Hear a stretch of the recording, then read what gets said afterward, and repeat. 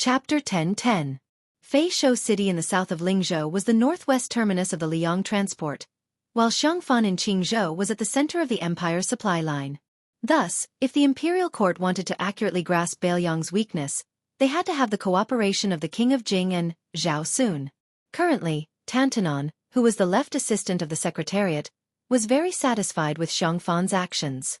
For this reason, he asked the imperial court for an exceptional promotion, which was also against the rules. He generously invited Lu Su, who was behind the scenes of Jing'an Palace, to the front of the stage and gave him the opportunity to lecture at the Hanlin Academy, which was what the common people called the Dahuang gatekeeper.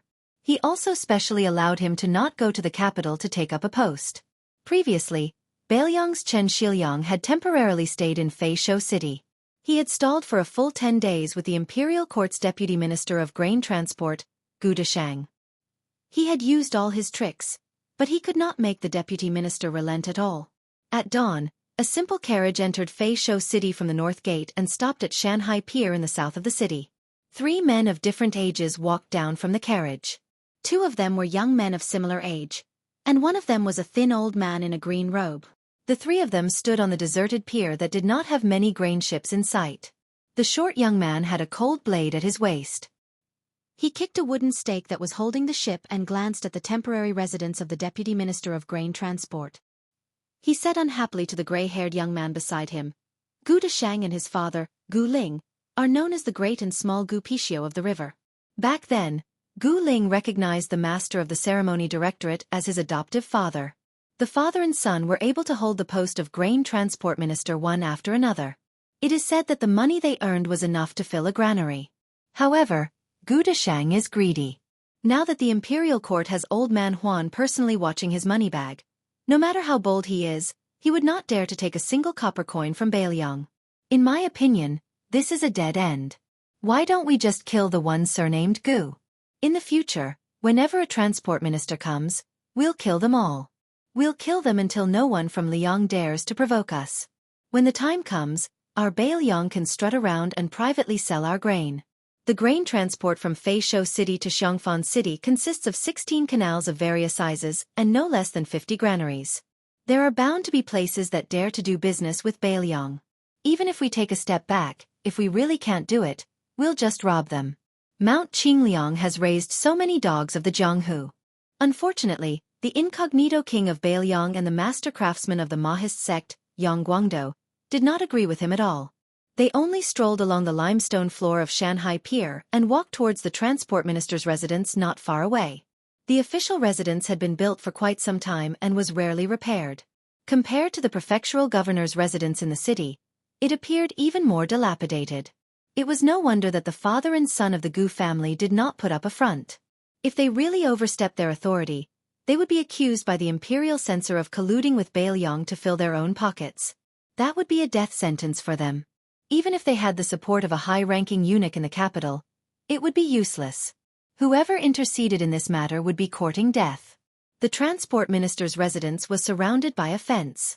The dozen or so armored soldiers felt a little jittery at the slightest sound and their gazes were fearful. A few naughty and mischievous children who were born locally continuously threw pebbles into the fence.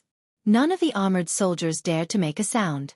They were really bored and could only find joy in the midst of misery. Taking advantage of the absence of the officials, they used their iron spears to pick up the pebbles. This caused the group of playful children to be even more delighted. They went around looking for pebbles to throw. Su Fengnian stood a few feet away from the fence and said softly, "The imperial court is making things difficult for Beiliang on the matter of the transport of grain. It's not entirely to test my bottom line. In reality, West Chu's restoration of the country is imminent. When the time comes, although the troops sent to rescue the emperor from all over the country won't dare to demand an exorbitant price, they still have to ensure that they can fill their stomachs. When the time comes, the sound of a crossbow is equivalent to 10,000 taels of gold. In the end, war is still a competition of resources. Otherwise, without money and without food, even if Gu Jiantang has hundreds of thousands of soldiers, he won't be able to survive the new West Chu with Sun Shiji inside devising strategies and Chao Chongqing leading the troops from the outside. Many people say that if West Chu had made up its mind earlier and allowed Chao Chongqing to take away Yi Baikui's military power before the Western Wall, It would have taken at least 5 or 10 years for Liang to completely pacify the spring and autumn period. Yang Guangdou smiled and said, I have made countless deductions about West Chu's restoration of the country. It will take some time. Chapter 10:11. Su Fengnian nodded and said, 60% of the world's taxes come from West Chu. Over the years, Liang has squeezed West Chu into a miserable state.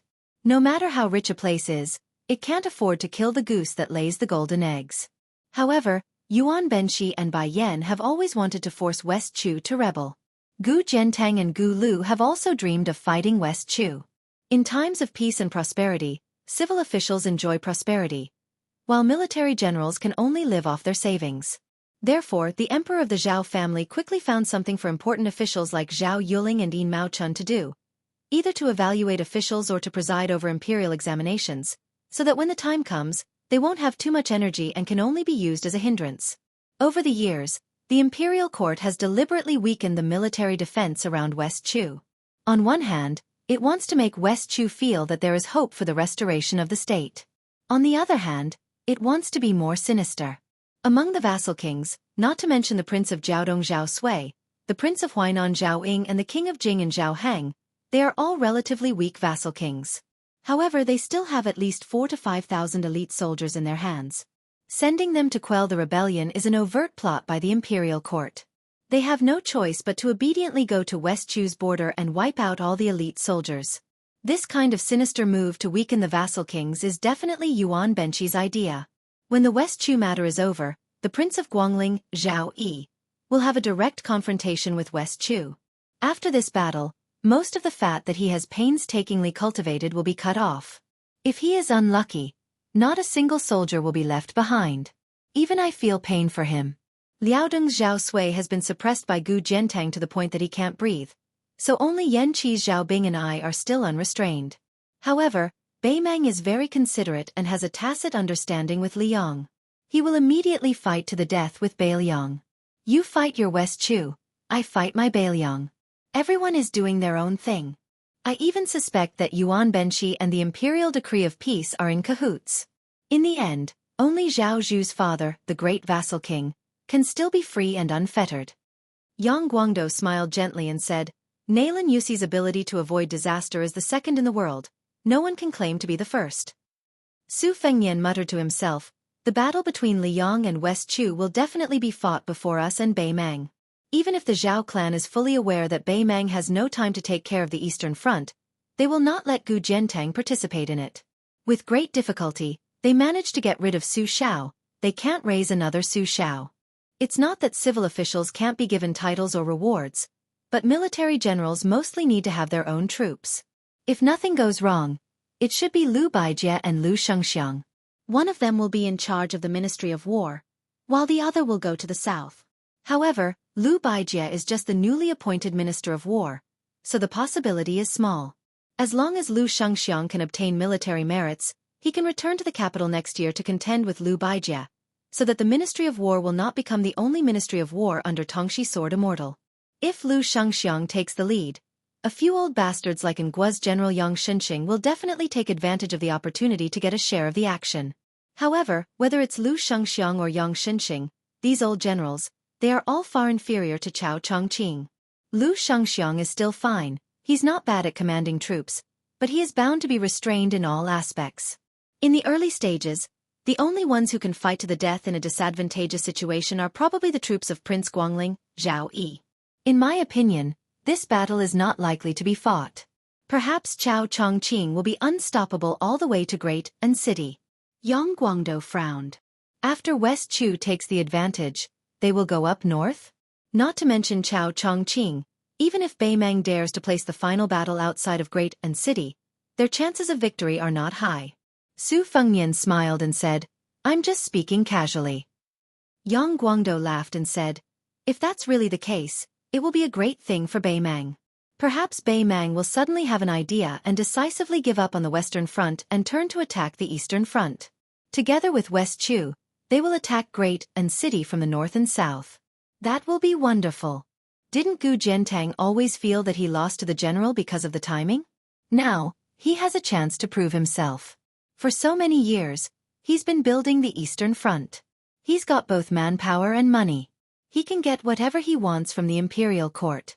If he still can't get what he wants, Gu Jiantang should hang himself with some noodles. Chao Wei interrupted and asked, "Is Chao Chongqing really that powerful?" Yang Guangdou sighed softly and said, "During the spring and autumn period, the scholars of West Chu were the most prosperous. West Chu's Chao Longley was the most proud. Chao Tu is the best, and he alone is the best in West Chu. This is not a boast. However, the world has been blinded by his magnificent feat of entering the palace. Most people feel that he is an expert in martial arts. When it comes to arranging troops, he and Chen Zhibao are probably the best. Gu Jiantang's strength lies in the fact that in every battle, he wants to take advantage of the geographical advantage. He says that if he doesn't fight, he will win. Overall, compared to Chao and Chen, he is still slightly inferior. However, the timing of the heavens is illusory and can only be encountered but not sought. Gu Jiantang's timing is the general trend of Li Yang. Chao Chongqing's timing is the length of West Chu's destiny. As for Chen Zhibao, he is probably still waiting." Su Fengnian smiled faintly and said, "Chen Zhibao is waiting for Chao Chongqing and West Chu to be destroyed together. He is waiting for Bai Mang to fight Bailiang and Gu Jiantang until their vitality is greatly damaged. Then, it will be his turn to take the stage." Su Xiao only flattened the spring and autumn period. Chen Zhibao's ambition is obviously greater. He wants to unify the world with his own hands and forge a vast empire that has never been seen in 1,000 years. As for whether he wants to be the emperor himself, only heaven knows. Yang Guangdou exhaled deeply and said, "Once the great general leaves, the world will be in chaos."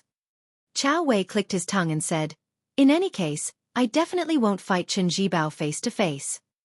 The short man counted on his fingers and said slowly, "The land of refugees already has the Feng Battalion stationed in Qingcang. Young Prince's Long Xiong army has also infiltrated. In addition to Fatty Chu and Yuan Baixiong in the north of Liang and Yu provinces, Bailiang finally has its own eastern and western lines. In addition, there are 14 new captains guarding the important towns and passes within the borders. It is the second line of defense. As for me, I am further northwest of the land of refugees and can be considered the most important third line of defense. In fact, I don't care whether I am defending or not. In any case, I am only attacking and not defending. When you guys are fighting to the death, I will make the final decision. Hey, surnamed Su, let's make a deal first. If you give me 5,000 light cavalry and 10,000 high-quality warhorses, I can help you take advantage of the chaos and flatten the southern dynasty's nest. If you dare to give me 10,000 men and 20,000 horses, I will help you take over the northern dynasty's king's tent." Su Fengnian said helplessly, "It's not that I can't give you, but do you really think that Bai Mang is a bunch of blind and useless people?" Chao Wei rolled his eyes and said, "I have been calculating this great raid that is destined to go down in history for more than 10 years. I have been counting on this battle to become famous my whole life. Do you think?" Su Fengnian was about to speak when he heard a familiar, haha. Chapter 10-12. As it's about 4,000 words, it's a little late. P.S. My favorite two writers. One is Tomcat, and the other is Chong Nan. Chong Nan has already published a book on Zongheng today. King of Eternal Eventide. It's really great. PS2. Tomcat. When are you coming to Zongheng? PS3. I'm just fantasizing. There's another chapter tonight. There were still pebbles constantly being thrown in from outside the fence. The pebbles grew in size as a few tall and stocky Bailiang youths joined the fray. Their strength was even greater, and this was no longer a joke. The Liang soldiers serving in the Deputy Transport Commissioner's residence did not dare retaliate. All they did was glare angrily. Of course, they were not afraid of the young and stocky youths, but of the Bailiang behind them. Furthermore, the Deputy Commissioner, Gu Deshang, had repeatedly ordered that no one in the residence was to provoke the locals. Those who violated the order would be stripped of their armor and official status. When a leader who looked like a commandant saw his subordinates being smashed into metal armor, causing a string of blinding sparks, he was probably a clay bodhisattva. He secretly used his spear to pick up a pebble and threw it at the fence. Intentionally or unintentionally, the pebble smashed into a youth in green cotton. The youth failed to dodge in time and subconsciously closed his eyes. Just as his face was about to be smashed by the pebble, A handsome scion with 2 sabers hanging by his waist reached out to grab him. The youth opened his eyes and gave a bashful smile of gratitude. When the commandant saw the young scion, he treated him as an ordinary scion of a wealthy family and did not think much of it. However, when his gaze wandered and stopped at the waist of a short person beside the scion, his scalp tingled. It was a genuine Baelyong saber. In today's Baelyong, regardless of past merits, as long as one was not a soldier in the military, they were not allowed to carry a cold saber. No matter how many of the elders in your family were generals or who was the provincial governor or county chief, once they were discovered by the patrolling guards, they would all be arrested on the spot, whipped 50 times, and thrown into prison for 3 months to half a year. As a result, in the spring of the first year of Xiongfu, the prisons in Lingzhou were particularly lively. They were already packed with scions of various ranks, and each of them had their skin and flesh torn open. These scions who had bumped into the new provincial governor, Su Beiji, carried cold sabers in private and rode horses on the streets. However, these fellow sufferers were able to gather together in prison without hindrance. They relied on their connections to drink and eat meat, squatting in prison and chatting together. Their friendship was even better than before. The commandant under Gu Deshang was too lazy to care about whether the situation in Baelyong was good or bad. However, if he offended a scion of a general who had the right to disregard the rules in Baelyong, he would be skinned alive by Gu Deshang. If he also caused the Vice Transport Commissioner's official residence to be implicated and caused the Baelyong cavalry to trample over the camp, how could he, a lowly commandant who only received a salary from Liang, live? However, the commandant was a little confused. With the temperament of the Baelyong barbarians, they actually did not intend to make a fuss over a minor issue. The gray-haired young master immediately turned and left. The daring short man with a cold blade also did not pursue the matter. The commandant, who had survived the disaster, hesitated for a moment and felt that it was necessary to inform Gu Deshang in order to prevent him from settling accounts in the future. Gu Deshang was an official who was easy to remember. No matter how extravagant he was always skinny and skinny. He called himself Mr. A Bag of Rice and hung a red silk bag filled with rice around his waist all year round. It was said that before the Gu family prospered, Gu Heng relied on someone else to give him a bag of rice to survive. The old and young of the Gu family had been frightened to the bone by the turmoil of war and did not forget their roots even after they had achieved meteoric success. Both father and son Pichio had the habit of hanging a bag of rice around their necks. Among the large group of officials and grasshoppers on the Liang transportation route, this had always been a joke during their leisure time. There was even a rumor that when Gu Heng entered the capital last year, he had specially paid a visit to Tantanon, who was already the head of the Hall of Governmental Affairs. Everyone thought that such a disreputable lower-class third-rank official would not be able to cross the threshold of Old Master Huan. Unexpectedly, not only did Tantanon allow the great Pichio Gu to enter the door, he also left behind the bag of rice, saying that it was a coincidence that there was no rice at home to cook. From then on, the number of officials who made fun of Gu Heng, who was promoted to Assistant Minister of the Ministry of Revenue the next day, decreased significantly. The joke also gradually became an elegant conversation. When the commandant reported the situation outside the fence, Gu Deshang was sitting alone and sipping tea, listening to his trusted aide's detailed report. At first, Gu Deshang did not pay too much attention, but he suddenly had an epiphany and asked in detail about the appearance of the young man with the double sabers. He did not even leave out the coachman. The commandant recounted it from memory, saying that the young man had gray hair, a slender figure, and had the eyebrows and eyes of a woman. As for the coachman, he was far away and could not be seen clearly. He could only say that he was about 8 feet tall. Gu Deshang had a toothache on his face. His finger trembled as he pointed at the commandant. He scolded him for not being able to do anything right. He jumped off the small bed and ran out of the official residence without even putting on his boots. He was chased by the Vice Transport Commissioner to the group of people at the dock. However, Gu Deshang suddenly stopped and hesitated. In the end, he did not walk out of the official residence. He did not exchange pleasantries with the new Prince Liang. Gu Deshang tiptoed back to the residence and called for 2 old trusted aides. He asked them to quickly write a stamped letter to inform all the transport officials between Feishou and Xiong and Fan that they were going to move. However, it was not a big move. Instead, they were going to use the blockage of the major rivers and canals as an excuse to try their best to deploy a small number of transport ships to transport 30% of the previous year's grain. The 2 aides were puzzled, but Gu Deshang wasn't in the mood to dispel their doubts. When he returned to the tea room, The tea had already turned cold. Gu Deshang sighed. Every family had their own problems. He knew his own abilities as an official, and he was good at making money. However, the imperial court had made so many dazzling moves in the past 2 years that he and his father could only see the flowers in the fog. Fortunately, his father went to the capital last time and relied on old Master Huan. With Tantanon's guidance, Gu Deshang was able to inherit the position of the Deputy Transport Commissioner. In addition to his father's promotion to nobility, the father and son, the son earned money in the local area while the father became a high-ranking official in the imperial court. Therefore this time, the Gu family was determined to be the bad guys of the imperial court and clash head-on with the Bailiang. Gu Deshang was equivalent to guarding Fei Shou City with a heart of death. This was all to repay Tantanon's kindness. However, Old Master Huan was still Old Master Huan after all. He even personally taught Gu Deshang and gave the Gu family a protective talisman. That was, as long as the Su Fengnian himself didn't fly into a rage out of humiliation, he wouldn't be able to do anything. Only when this young vassal couldn't hold back and personally made a move, Gu Deshang would have a countermeasure. Old Master Huan had already spoken to Xiang Fanqing, and when the time came, he could give the Bailiang 30% of the grain. Although Gu Deshang had followed Old Master Huan's instructions and used this protective talisman, he wasn't sure how Bailiang would react. In fact, Gu Deshang had been very uneasy the last time Chen Shiliang was riding a tiger and couldn't get off. Others didn't know how much Bailiang valued this poor scholar. When they had talked at the Huan residence, Tantanon had mentioned several times that this person couldn't be underestimated and that it would be a good thing for him to be able to stand out a day later.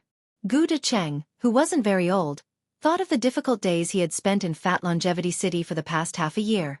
He touched the bag of rice at his waist and smiled bitterly. Old brother. Wealth comes from danger. Now that the Gu clan is rich and this mission is done, we can just obediently ask for money in the future. I won't deal with the Bailiang barbarians even if I'm beaten to death. Now, even the most unknown courtesan in Fat Longevity City isn't willing to take my money. I really have nowhere to spend my money. How miserable. Chapter 10:13. A young girl was standing by the river with a dead wooden pole on her shoulder. After laughing, she turned around and stared blankly at the muddy water. The women of Bailiang were all extraordinarily tall. Chao Wei finally managed to catch a girl shorter than him. Seeing that she had some relationship with the one surnamed Su, he wanted to go up and get close to her. Su Fengnian had no intention of stopping him. Then, Chao Wei, who was skilled in martial arts, was slapped into the river by the girl. Chao Wei didn't even have time to pull out his blade. It could even be said that he didn't even sense the danger. The magnate Yang Guangdou's face was filled with disbelief. Su Fengnian explained softly. During the Battle of the Reed Marsh, Wang Yin, who was ranked 11th in the world, was killed by her in one blow. Later on, Lu Hao escaped from Shenwu City. She should have secretly killed him as well. Yang Guangdou was both shocked and enlightened. Chao Wei, who cultivated in a variety of martial arts, was defeated by her. It was only natural. Su Fengnian walked to her side and asked, "Why have you come to Bailiang now? If I remember correctly, it's not yet the time I promised to meet Huang Sonjia." The young girl was silent. Su Fengnian also didn't know how to chat. He smiled and said, "Then why don't you come with me? But right now, there aren't any experts in Bailiang worth killing. If that wasn't the case, I wouldn't have asked. In the end, you'll be suspected of borrowing someone else's knife to kill someone. I just happened to want to walk around Bailiang. Before I met you, I had already been strolling around Lingzhou for a month. In these 2 years, I've really been thinking about your spiced beef." The young girl, who didn't know whether to call him Jia Jia or Jia Jia Jia, chuckled. Su Fengnian looked at the dried sunflower pole and then looked at her complexion. He reached out and held the young girl's arm to check the flow of qi. He said softly, "Whether it was by chance or Huang Sonjia's divine plan, I have to tell you a piece of good news. Back then, you bore the calamity of old Zhao's luck for me. I already have a 60% chance of solving it for you. Of course, I have to admit that it's also greatly beneficial to me. Right now, other than slowly cultivating Han Shengshuan's remaining red threads, I also have dozens of purple thunders in my body that Master Lu Hao has carefully cultivated for half of his life. In addition, I also have a bun that I earned from Beimang's Grand Preceptor Yuan Qingshan. I'm still a step away from the combination of Confucianism and Taoism. If I also have the purple gold luck of Mount Longhu left behind by Zhao Xuansu and use it for my own use, then I'll be considered complete. Next, it'll depend on fate to see if I can absorb the essence of Buddhism. When the time comes for the combination of the three sects, as long as it forms a small kiliacosm, it'll be justifiable if I don't become an earth immortal. I might even be able to compete with the great demon Gao Shulu who was in the divine immortal realm 400 years ago, or Wang Xianji of the martial emperor city who proved his Tao through strength. However, to reach this step, I don't know how long it'll take. Anyway, I won't hide anything from you. If you don't say anything, I'll take it as you agree. Yang Guangdou was a little surprised. The king of Bailiang really didn't treat this assassin girl as an outsider. This was the first time he had heard of these secrets. If it was spread out, it would definitely cause a huge uproar in Jianghu. The three great demons of spring and autumn, Su Shao the butcher had died of old age, and Han Diaoxi the catman had suddenly died in the imperial palace. 2 out of the 3 had already passed away. Huang Longshe was rarely seen. He was most likely hiding behind the scenes and stirring up trouble.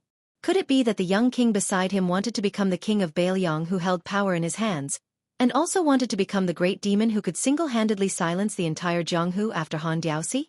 In the past, Bailiang relied on its cavalry and falcons to deter the Jianghu people from causing trouble. It seems that in the future, the new king Liang alone would be able to make the Jianghu people around Bailiang bow their heads and listen to him? The girl retracted her arm and pointed at her stomach. Su Fengnian smiled and said softly, "Okay, I'm hungry too. Let's go to the city to find some spiced beef. If it's not delicious, we won't pay." Chao Wei, who was dripping wet, jumped ashore from the river and angrily said, "Didn't we say that we wouldn't stay in Fat Longevity City? I want to go to Huangnam County where brothels are as numerous as the hairs on an ox." Surnamed Su, if you dare to forget your friends when you see a girl, believe it or not, I'll chop you to death. Su Fengnian raised his leg and pretended to kick Shorty Chow into the river again. Chao Wei, who was very good at finding a way out for himself, cursed and ran to the carriage. The carriage was not big, and it was filled with geographical maps. With the addition of a little girl, it was even more cramped. Fortunately, Chao Wei was very tactful. He sat beside Su Yanbing and was busy twisting his sleeves to squeeze water. Along the way, Su Fengnian and Yang Guangdou had been deducing the direction of the war in the carriage. Liangzhou and Gusai Prefecture were facing each other on the western front, and Gourd Mouth outside Tuma Pass in Yuzhou was also considered one. After getting out of the carriage, Su Fengnian walked and stopped in Lingzhou for the past month. Not all the high-ranking officials and dignitaries would be invited.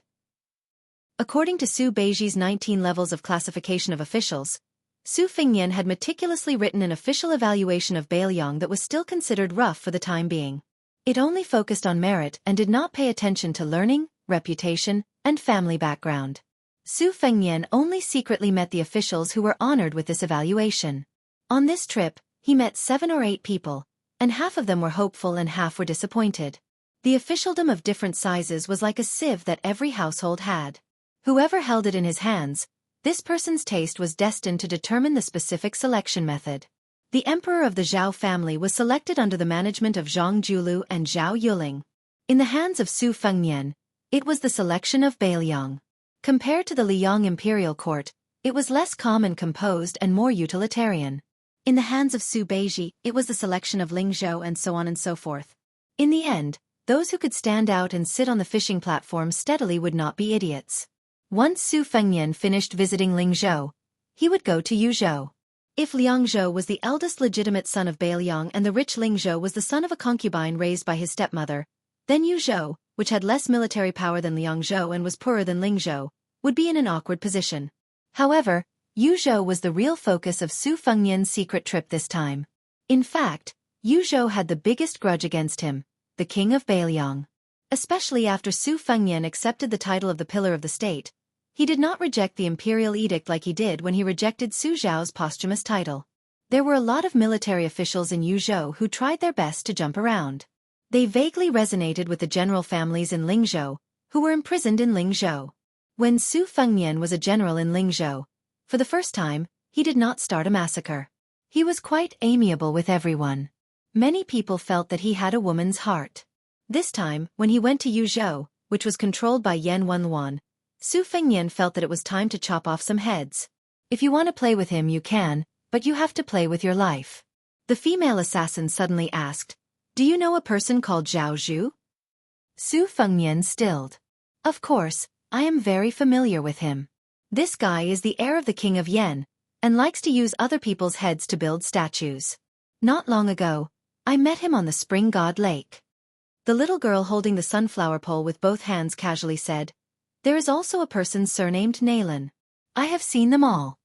Yang Guangdou's hands uncontrollably trembled as he stared at Su Fengnian. Su Fengnian made a sound of acknowledgement and did not continue. She had seen them all. This naturally meant that Huang Sonjia had secretly met with Zhao Zhu and Nalan Yusi. Previously, Su Fengnian was still fighting with Yang Guangdou, and Chao Wei joked that Chao Chongqing would go north to Great Peace City. That Nalan Yusi secretly hid in His Royal Highness, Zhao Zhu's thousands of light cavalry, and ran to secretly meet with Huang Longsher. Wasn't this also a more silent but more shocking move to the north? The girl's words were not going to stop until they shocked people to death. She casually and lazily said, "After old Huang was drunk, he said that the current emperor of the Zhao family is not bad, but his son is not good. He likes to achieve great things, and, haha, I forgot." The corner of Yang Guangdou's mouth twitched. Su Fengnian's heart was in turmoil. Why did Yuan Qingshan use the world's most expensive bun to ask for the copper coin from him? Because when this land immortal was free and unfettered, the disciple who was in seclusion was Zhao Zhu. Now not only did Zhao Zhu have his father Zhao Bing's hundreds of thousands of soldiers as his family's property, he also had Nalan Yusi's full support, and he also had the one-coin agreement with Bailiang. In addition, Huang Longsher had most likely placed a huge bet on this guy.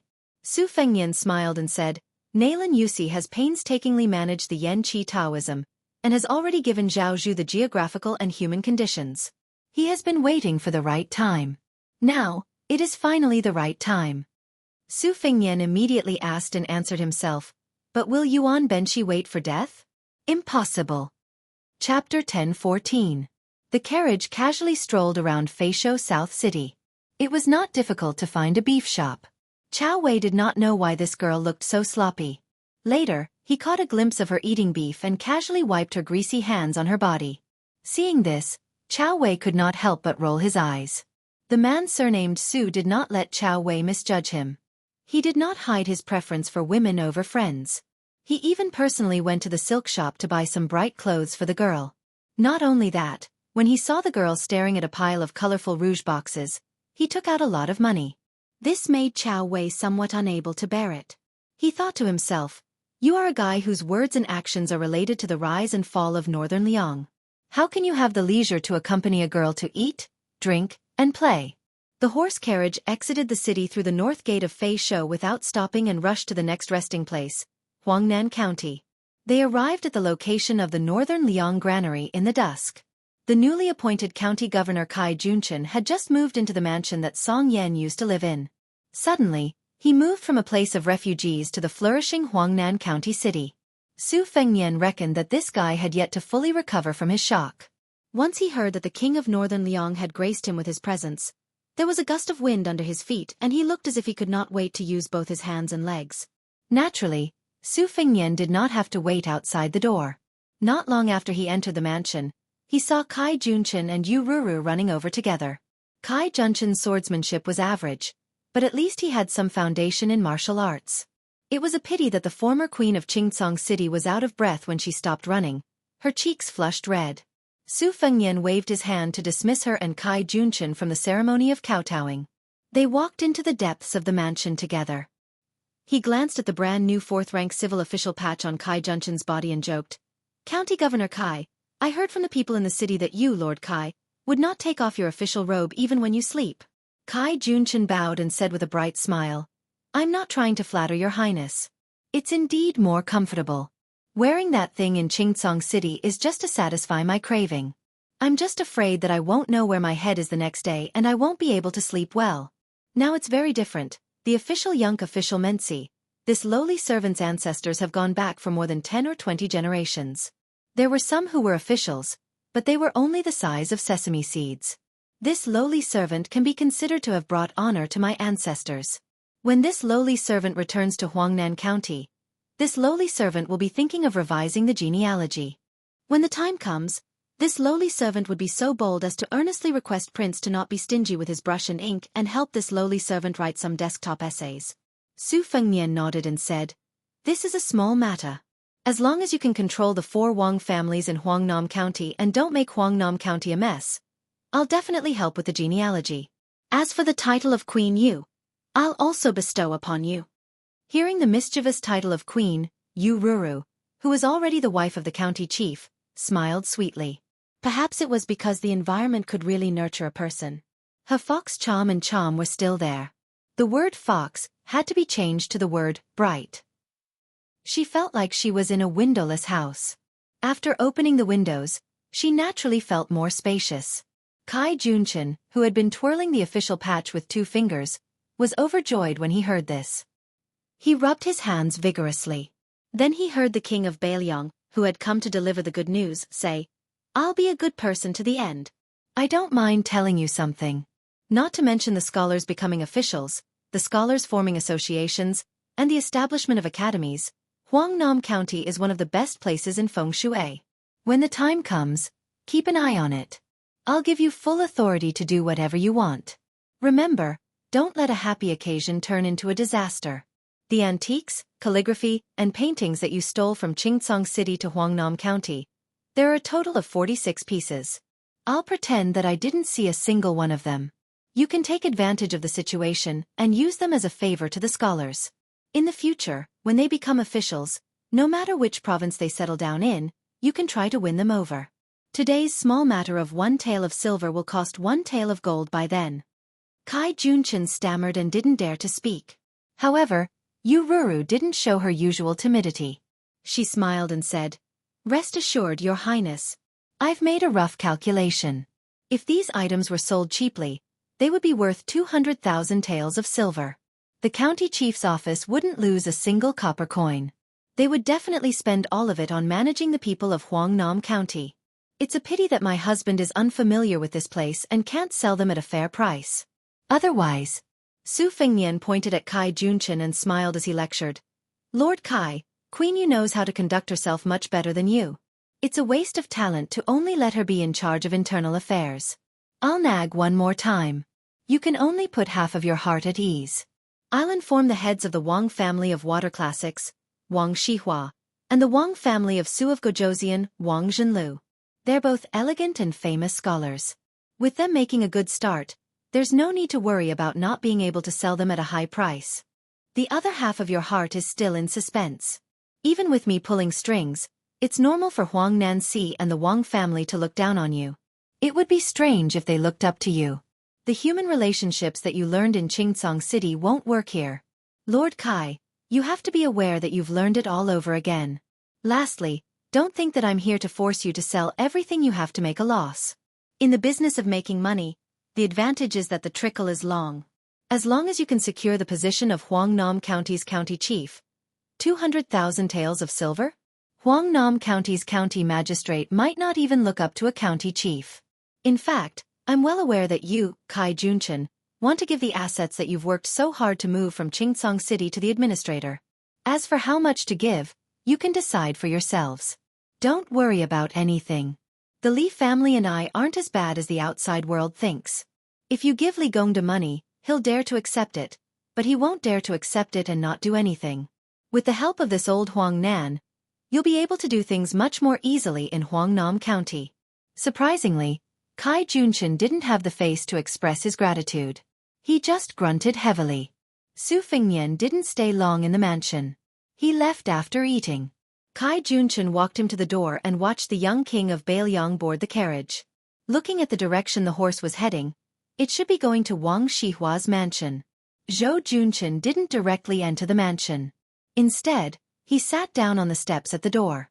Yu Ruru was a little surprised.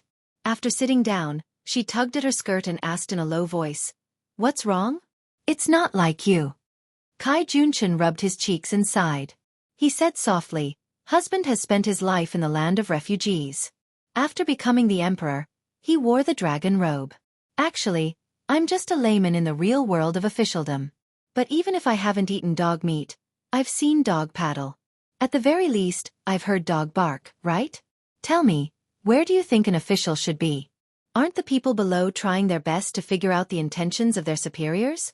Are they afraid that they'll go to the wrong temple and worship the wrong bodhisattva? Husband, you're the county chief of Lingzhou. It's the king of Baelyong's turn to teach me how to be an official. He's even paving the way for me? How much ability do I, Zhou Junchen, have to run the country and help the world? I, Zhou Junchen, don't believe it. I understand the king of Baelyong's thoughts. For example, he used me, an outsider, to clean up Huangnam County. However, it's not difficult for someone else to sit in the chair that you're sitting on right now. No matter how lacking Baelyong is, it won't be so shabby. The king of Baelyong didn't force us to sell everything for him. He's clearly forcing me, Zhou Junchen, to be willing to die for Baelyong.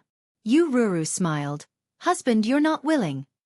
Kai Junchen slowly stood up and said calmly, I've lived for half my life, and this is the first time I'm standing upright. It's not like I'm really asking you to die on the battlefield. What's there to be unwilling about? Chapter 10:15.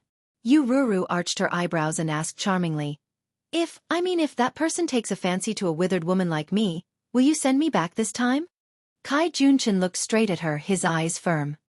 He said in a low voice, In the past it was to survive. If there is still such a day in Baelyong, I will not send you back even if you beat me to death. As a person, you can't always go back. Yu Ruru smiled and wrinkled her nose playfully. She did not look like a mature woman, but more like an innocent girl. She said angrily, You know he won't, so you purposely said nice things for me to hear, right? Kai Junchen reached out and lifted a lock of her hair. His eyes were red as he said, Wife, I'm sorry for all these years. Yu Ruru suddenly turned around and walked up the steps. Her hands were clasped behind her back, her steps light and agile. In the carriage, Chao Wei was hiding in a corner furthest away from the young girl who was busy applying makeup. He sneered at Su Fengnian. Oh, the one surnamed Su, I didn't see it before. You're really good at buying people's hearts. Su Fengnian squinted and said, You should have known when I bribed your martial brothers to beat you up, right? Chao Wei, whose scar had been exposed, held his knife in one hand. I really want to cut you? Su Fengnian added fuel to the fire. When we get to Longqing County, I'll have to give your knife away. Now hurry up and touch it a few more times. Chao Wei said angrily, Don't even think about it. Su Fengnian smiled and said, If you don't give it to me, can't I snatch it? Chao Wei was about to speak when Su Fengnian reached out with 2 hands and bent his fingers. Out of the 10,000 elite cavalry, only 9,000 are left. Chao Wei was like a hungry tiger pouncing on a sheep. He shamelessly grabbed Su Fengnian's hand that only had 4 fingers left. He smiled mischievously and said, Surnamed Su, Su Fengnian, Great Master Su, Ancestor Su. We gentlemen keep our promises. We can give you 20,000 for 10,000, but we can't give you only 9,000. How can we be short in business? We pay attention to honesty. You and I are heroes, we cherish heroes, we must be heroic. Su Fengnian put on a fake smile and said, If you want me to take back those 1,000 riders, that's fine too. Go away, don't be an eyesore. Chao Wei laughed dryly. The carriage is only this big. Su Fengnian pointed at the curtain of the carriage. Chao Wei immediately rolled out of the carriage and lifted the curtain to poke his head out. Don't forget, it's 10,000, not 9,000. If you lose even one soldier or horse, I'll get mad at you. As a result, Shorty Chow forgot about the existence of the bad-tempered killer girl and was sent flying by a bronze mirror that appeared out of nowhere. Chao Wei didn't even dare to fart. He sat beside coachman Su Yanbing and grimaced. Bored to death, he played the same old tune and asked the world's top master with a smile. Master Su, do you think I'm more handsome than the one surnamed Su? Su Yanbing remained indifferent. Chao Wei refused to give up and asked, It doesn't matter if you don't admit it. I'm taller and more powerful than the one surnamed Su. You should at least nod your head, right? Su Yanbing still turned a deaf ear. Chao Wei crawled to Su Yanbing's side and put his arm around his shoulder impolitely. He said seriously, I know you're a powerful master, otherwise you wouldn't have been able to chase Hong Jingyan and Zhong Liang all the way to the border of Gusai Prefecture. But I'm not bad either. I don't get along with the one surnamed Su, but I regret not having met you earlier. I have something to tell you first. Su Yanbing laughed in a low voice. Are you trying to say that I, Chao Wei, am uneducated and inexperienced? Don't cheat me of my money. If you cheat me of my money, I'll have a good temper and won't beat you. I'm handsome, tall, and powerful. Don't lie to me. If you dare to lie to me, I'll definitely beat you to death. Chow Wei exclaimed. Did the one surnamed Su tell you all this? Mother Cur. This bastard must have said a lot of things to ruin my reputation. Master Su, don't believe that guy. The one surnamed Su doesn't have any other skills, but he's good at cheating men and women. I'm not convinced. He's absolutely a master. Su Yanbing, a cold-hearted person, didn't know whether to laugh or cry. But he didn't let Chow Wei move his paw away. He said flatly, the king of Bailiang didn't say much. He just asked me to go to the western regions with you. Chow Wei bit his lips and remained silent. In the carriage, Su Fengyan was talking to Yang Guangdou about the fish dragon gang that had risen in Lingzhou. This gang was now very rich and had snowballed from a third-rate force in Lingzhou to one of the top gangs. As for how the fish dragon gang made money, outsiders only knew that they were in the business of selling beasts at the border. Su Fengyan told the old man that the fish dragon gang would be involved in horse smuggling with several big horse gangs. Naturally, they wouldn't be selling mature horses that were equivalent to war horses, but wild horses captured from the grassland. No matter if they were young or strong, the fish dragon gang would buy them at a high price. At the moment, many horse gangs at the border had launched a horse trafficking business. However, they didn't directly contact the fish dragon gang, but sold to horse gangs who had ties with the fish dragon gang. Naturally, the price was greatly reduced. Hearing this, the old man said with a smile, Is it useless to use such a stupid method to increase the number of mature horses in Bailiang? Su Fengyan shook his head and said with a smile, Geographically, the gains and losses of Bailiang and Baimang should be counted as double.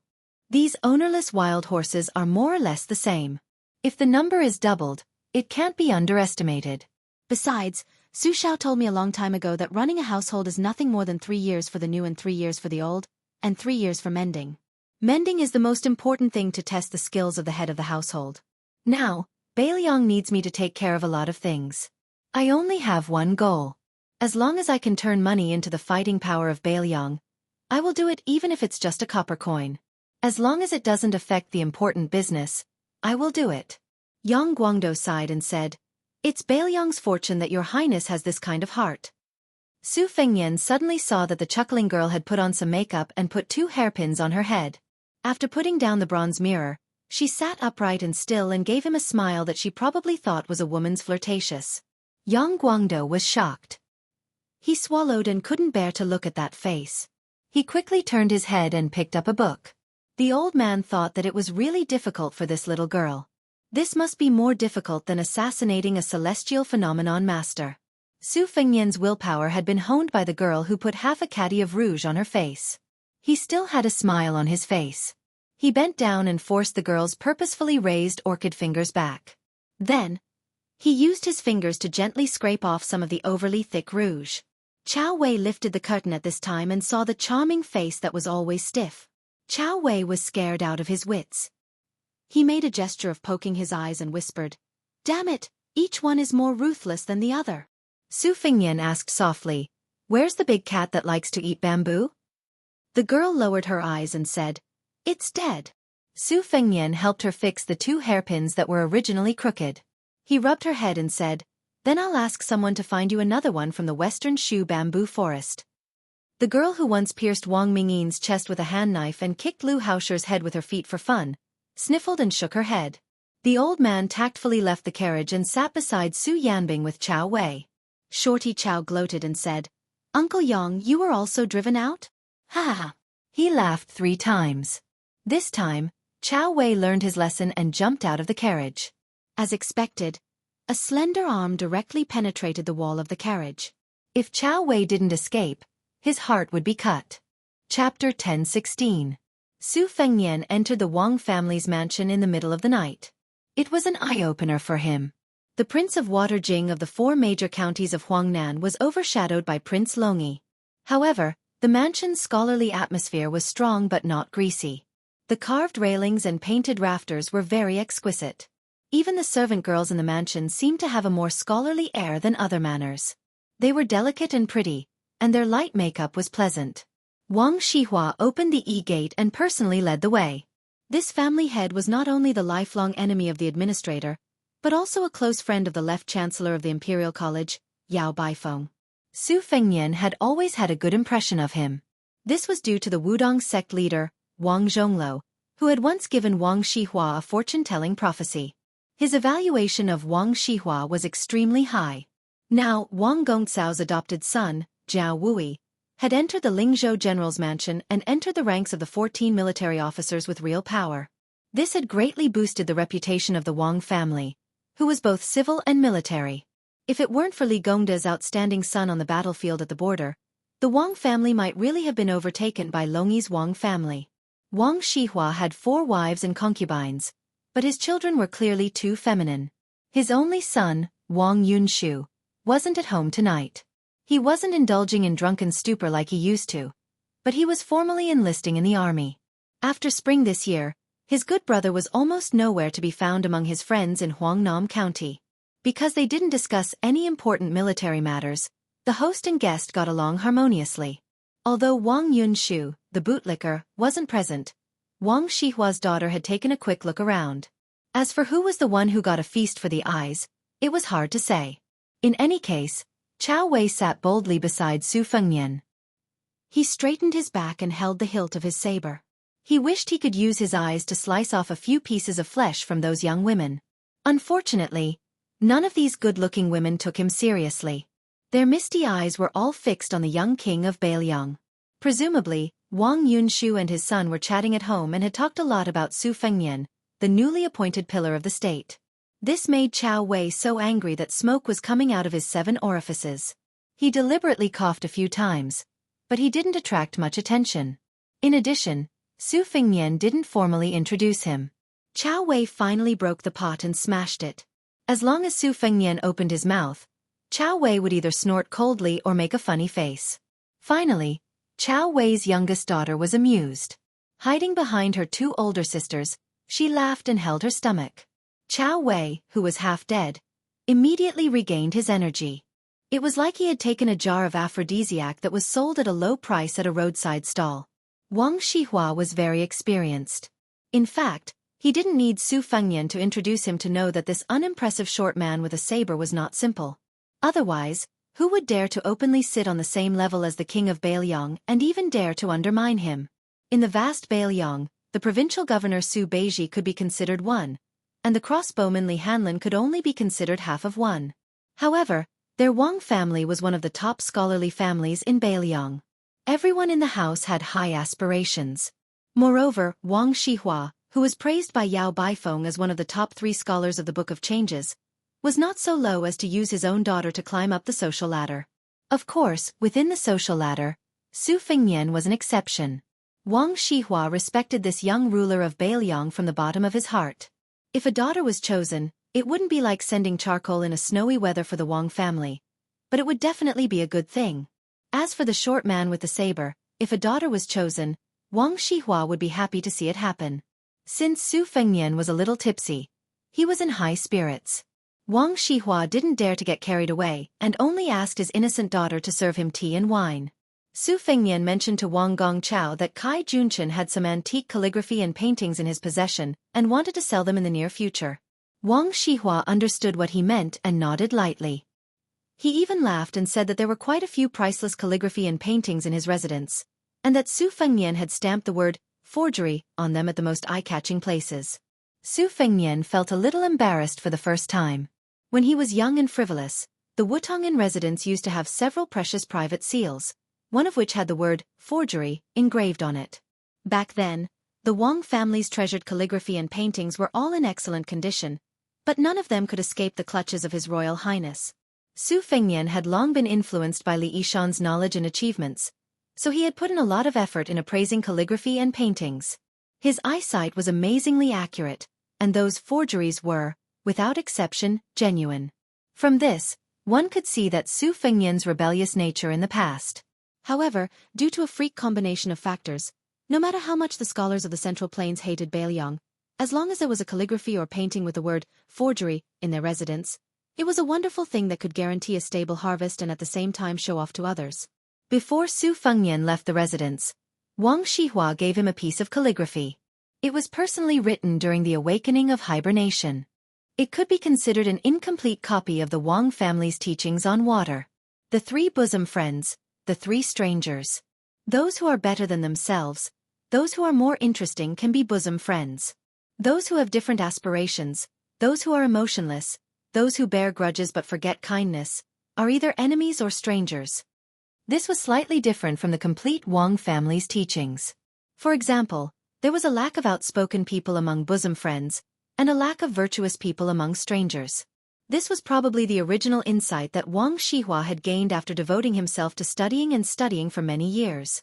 In particular, Wang Shihua had previously chatted about the three stubborn diseases of the past dynasties: the separation of the feudal towns, the threat of eunuchs, and the encampment of cliques.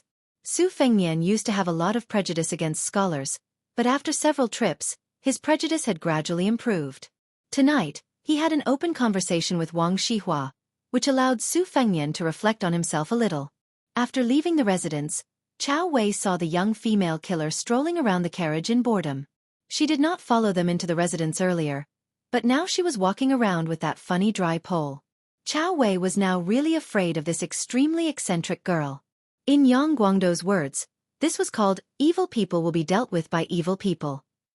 Sitting in the carriage, Su Fengnian asked, "Wang Shihua just mentioned that in Bailiang, it is better to make mistakes than to make achievements.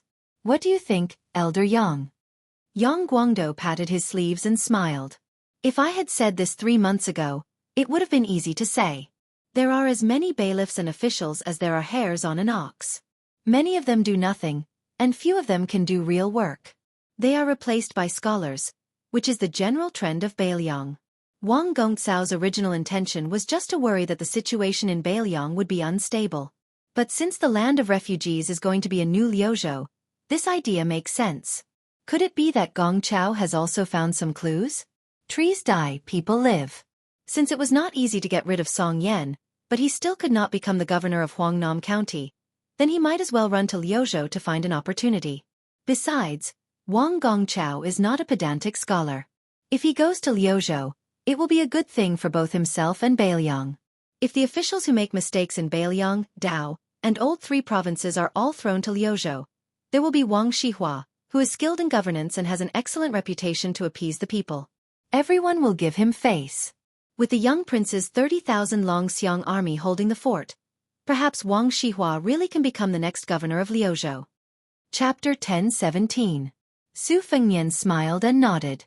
The candidate for the first provincial governor of Liuzhou had already been decided a long time ago. The distant horizon was right in front of his eyes, and it was Yang Guangdou, who had returned from the mountains. Su Fengnian had originally favored Chen Shiliang, but this poor scholar who seemed to only want to hide behind layers of curtains had stubbornly refused. Su Fengnian could not force an ox to drink water. However, to be honest, Chen Shiliang was still suspected of having high standards but low ability. If it was not for the fact that the Great War with Liang Mang was imminent, there would be no harm in letting him stew Liuzhou slowly. However, since the border would be filled with smoke in 1 or 2 years, Su Fengnian really did not dare to completely entrust Liuzhou to Chen Shiliang. Yang Guangdou, who was in the carriage, was not only proficient in changing situations, but also experienced in dealing with people. When the time came, Su Fengnian would give him a camouflage of Su Zhao's posthumous edict. The old man's age and experience would be clearly displayed on the table. He would be far more convincing than the hairless Chen Shiliang. Haste makes waste. The more Su Fengnian valued Chen Shiliang, the more he was afraid of spoiling things with excessive enthusiasm.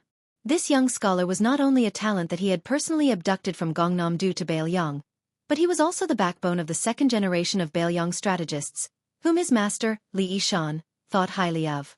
The little girl sat in the corner of the carriage and amused herself. Sometimes she would squeeze out a charming smile with her fingertips pressed against her face, and sometimes she would put her hand over her heart and frown slightly. Sometimes she would sit upright with her sleeves tucked in like a well-bred young lady. No matter how thick-skinned Chao Wei was, he was no match for this destructive power that was no less than that of an immortal on earth.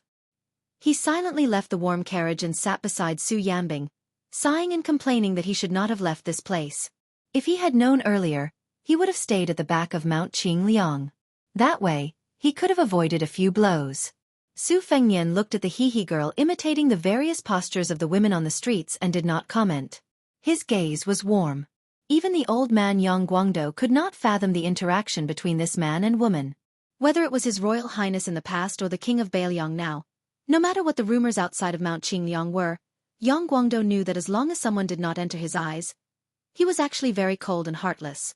However, he seemed to dote on the little girl in front of him. After Yang Guangdou met the young female killer, especially after he understood her relationship with Su Fengnian, he repeatedly hinted to Su Fengnian to get more secrets from her. This was because even if she casually said a few words or a name, it could affect the future of Bailiang. But Yang Guangdou could not do anything about it. Now, Su Fengnian had a deep and accumulated power. It was inherited from the general and the princess, and also from Li Yishan's painstaking cultivation, as well as the accumulation of many travels and dangerous killings. Yang Guangdou constantly warned himself not to treat Su Fengnian as the willful and reckless youth of the past. The matter of Zhong Honggu was clear evidence. The mess that the old King Liang was unwilling to clean up, the new King Liang did not have any scruples about cleaning up. Even the general was not willing to fall out with the Zhao family in Liang. In the hands of the new King Liang, he had already created a vague impression that Bailiang could be independent and become self-dominating. This was probably the reason why the court was hesitant and finally relaxed a little on the grain. The new King Liang and the new Bailiang had already begun to make the court understand one thing. I will take on the burden that Su Xiao gave to me, Su Fengnian. Bailiang is also willing to guard the door for the court.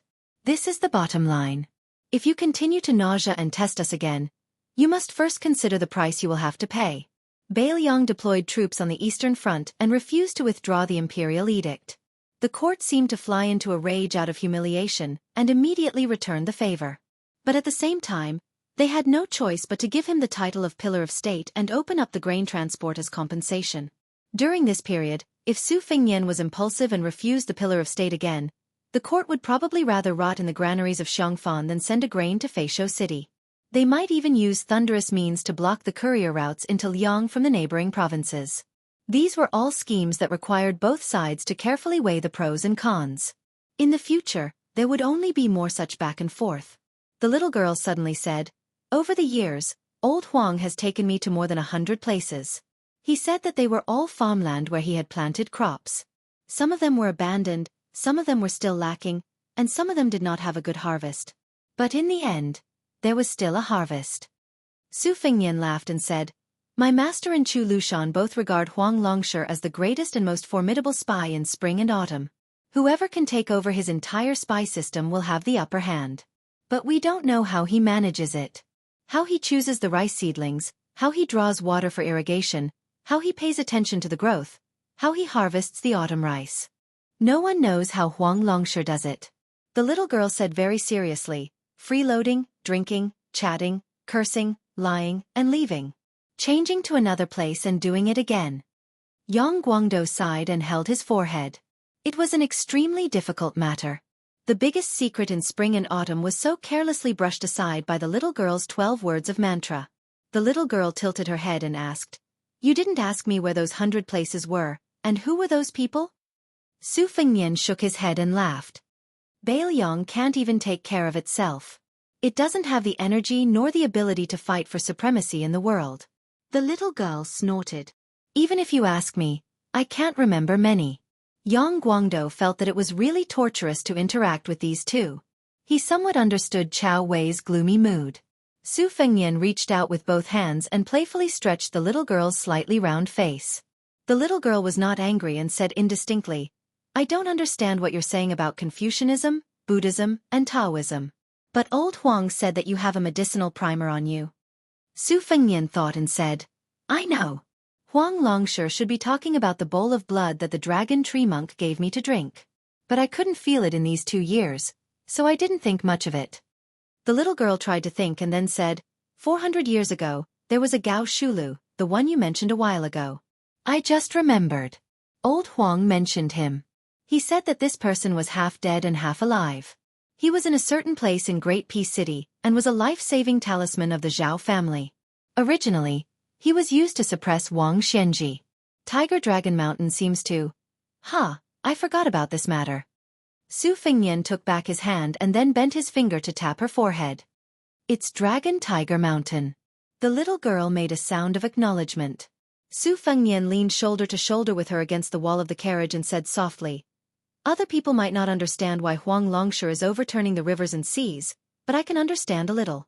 Cultivating one's body, managing one's family, governing the country, and ruling the world has always been the goal of the Confucian school. However, Huang Longsha is clearly a level higher because he doesn't have the emperor in his eyes. He is all alone in the world and doesn't need to cultivate his body and rule the family. He doesn't need to put the emperor in his eyes and doesn't need to help the emperor rule the world. That is why he is different from everyone else.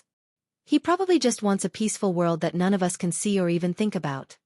The little girl nodded and pointed at her knees. "Yes, that's the general idea. Also, old Huang said that this thing is not for kneeling." Su Fengnian sank into deep thought and said to himself, "This old farmer who overturned the entire spring and autumn fields." The little girl bent her knees and rested her chin on her knees. Old Huang said that he was also going to die. Chapter 10:18. Although a year's plan lies in spring, the spring of the first year of the auspicious talisman, once the Qingming festival passed, it was time to end it. After the Guangling Path's West Chu ancient capital was trampled by the Su family's armored cavalry, it had already changed its name from Divine Phoenix City to the humiliating Lost Tripod City. Deep in the mountains on the outskirts of the city, there was a brick temple. The temple's name originated from a famous Buddhist saying. This caused the increasingly heated topic of meditation during the spring and autumn period to cool down. Because the abbot of the brick temple said that grinding bricks could not become a mirror, how could meditation become a Buddha? At dawn, the birds were singing. The three of them walked on a tree-lined path.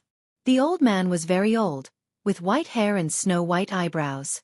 He climbed the mountain with a bamboo cane. Stepping on the mountain path paved with cobblestones of different sizes, he staggered but didn't need anyone to support him. The green-robed monk was not young either. His hair was white, but his aura was especially elegant and otherworldly, forgetting the secular world at first sight. The woman was the youngest. Her appearance was stunning, not like a woman of the mortal world. Carrying a red sandalwood sword box, her steps were light. Probably because they were taking care of the old man, the three of them didn't speak when climbing the mountain. Entering the quiet ancient temple where there were no pilgrims, there was only the rustling of a young monk sweeping the floor with a broom. At the time of the Li dynasty's destruction of Buddhism, even the two Zen temples were sealed. Ma Brick Temple for the past 20 years didn't have many pilgrims, so it escaped the disaster. There were still some monks left who continued to hide in the mountains to pray. Seeing the three pilgrims, the young monk hurriedly put the broom under his armpit and bowed with his palms together. Especially when he caught a glimpse of the woman from the corner of his eyes. His bald head drooped even more, afraid of breaking the precepts and losing the heart of Bodhi. After returning the greeting, the old man led the monk and the woman to the 500 Arhats Hall. It wasn't the golden-robed Arhats commonly seen in imposing temples, but painted wooden sculptures. What was even rarer was the 500 Arhats, each one vivid and lifelike. Some were sitting upright, some were listening, some were clasping their palms, and some were even glaring, beating gongs and drums, scratching their ears and cheeks. The old man led the two of them to a venerable one. He held a mirror in his left hand, and his right hand tore open the skin of the old man's face, revealing a handsome young man's face. It was enough to stun the onlookers. The old man stood at the foot of the wooden arhat and said calmly, "I heard that the Minister of Rites, Zhang Xiangqi, carried a large jar of wine into the temple alone on a snowy day in the first year of Yonghui. He died drunk here, and his last words were probably drunken words. This old subject knows that in the past, old Tsang did not touch a single drop of wine and always advised us to drink and make things worse. I remember one time when His Majesty drank too much and missed the morning court session. Old Tsang angrily rushed into the palace to scold His Majesty. If it was not for the Empress stopping him, His Majesty would have almost fought with this old fellow. After that, His Majesty was still angry and privately told this old subject that during the celebration banquet the night before, this old fellow was the one who was the most unkind. Since he did not drink, he poured wine for others and did not even let him off. In the end, old Tsang turned hostile the next day. Who would have thought that this old thing, who hated the smell of alcohol all his life, would drink himself to death in the end? Minister of Rites, Zhang Xianglin, was naturally not a second-level official in Liyang, but the last Minister of Rites in West Chu. He was a fellow disciple of the Grand Chancellor of Shangyin Academy. Qi Yonglong. He was also the teacher of Wang Mingyang, who had guarded Xiangfan for 10 years. The old man reached out to stroke the slightly cool Arhut pedestal and said softly, "Old Sung must have come to find Minister Tang of the Ministry of Revenue." Tang Jiahe was the most knowledgeable in this group of people. Originally, he looked down on Buddhism, a foreign religion, the most. Unexpectedly, he fled to Moshio Temple. As for whether he truly devoted himself to Buddhism or was disheartened, only God knows. Old Sang and Tang Jiahe did not have the same political views all our lives, but that was still considered a dispute between gentlemen. De Chu's party struggle was not a struggle between officials for power and influence, nor was it a struggle between gentlemen and villains. Looking at it now, it was more like a dispute between gentlemen. The hearts of the people were, after all, still on the side of the Zhang character, the common people. It was just that each of them took different paths, and it was inevitable that scholars would despise each other, which led to a disaster. However, Tang Jiahe said two things that were very insightful. He said that all living things in the world could die because of love. Martial artists died on the battlefield. Civil officials died in the palace. Men and women were not the only ones who were obsessed with each other. Since people could only die once in their lives, they should always keep it in their hearts and die with kindness. A man is still a blade of grass. He also thinks about the 5 winds and 10 rains. Moreover, people are not plants. However, if Tang Jiahe really wanted to die, he would die. He was not willing to live an ignoble life.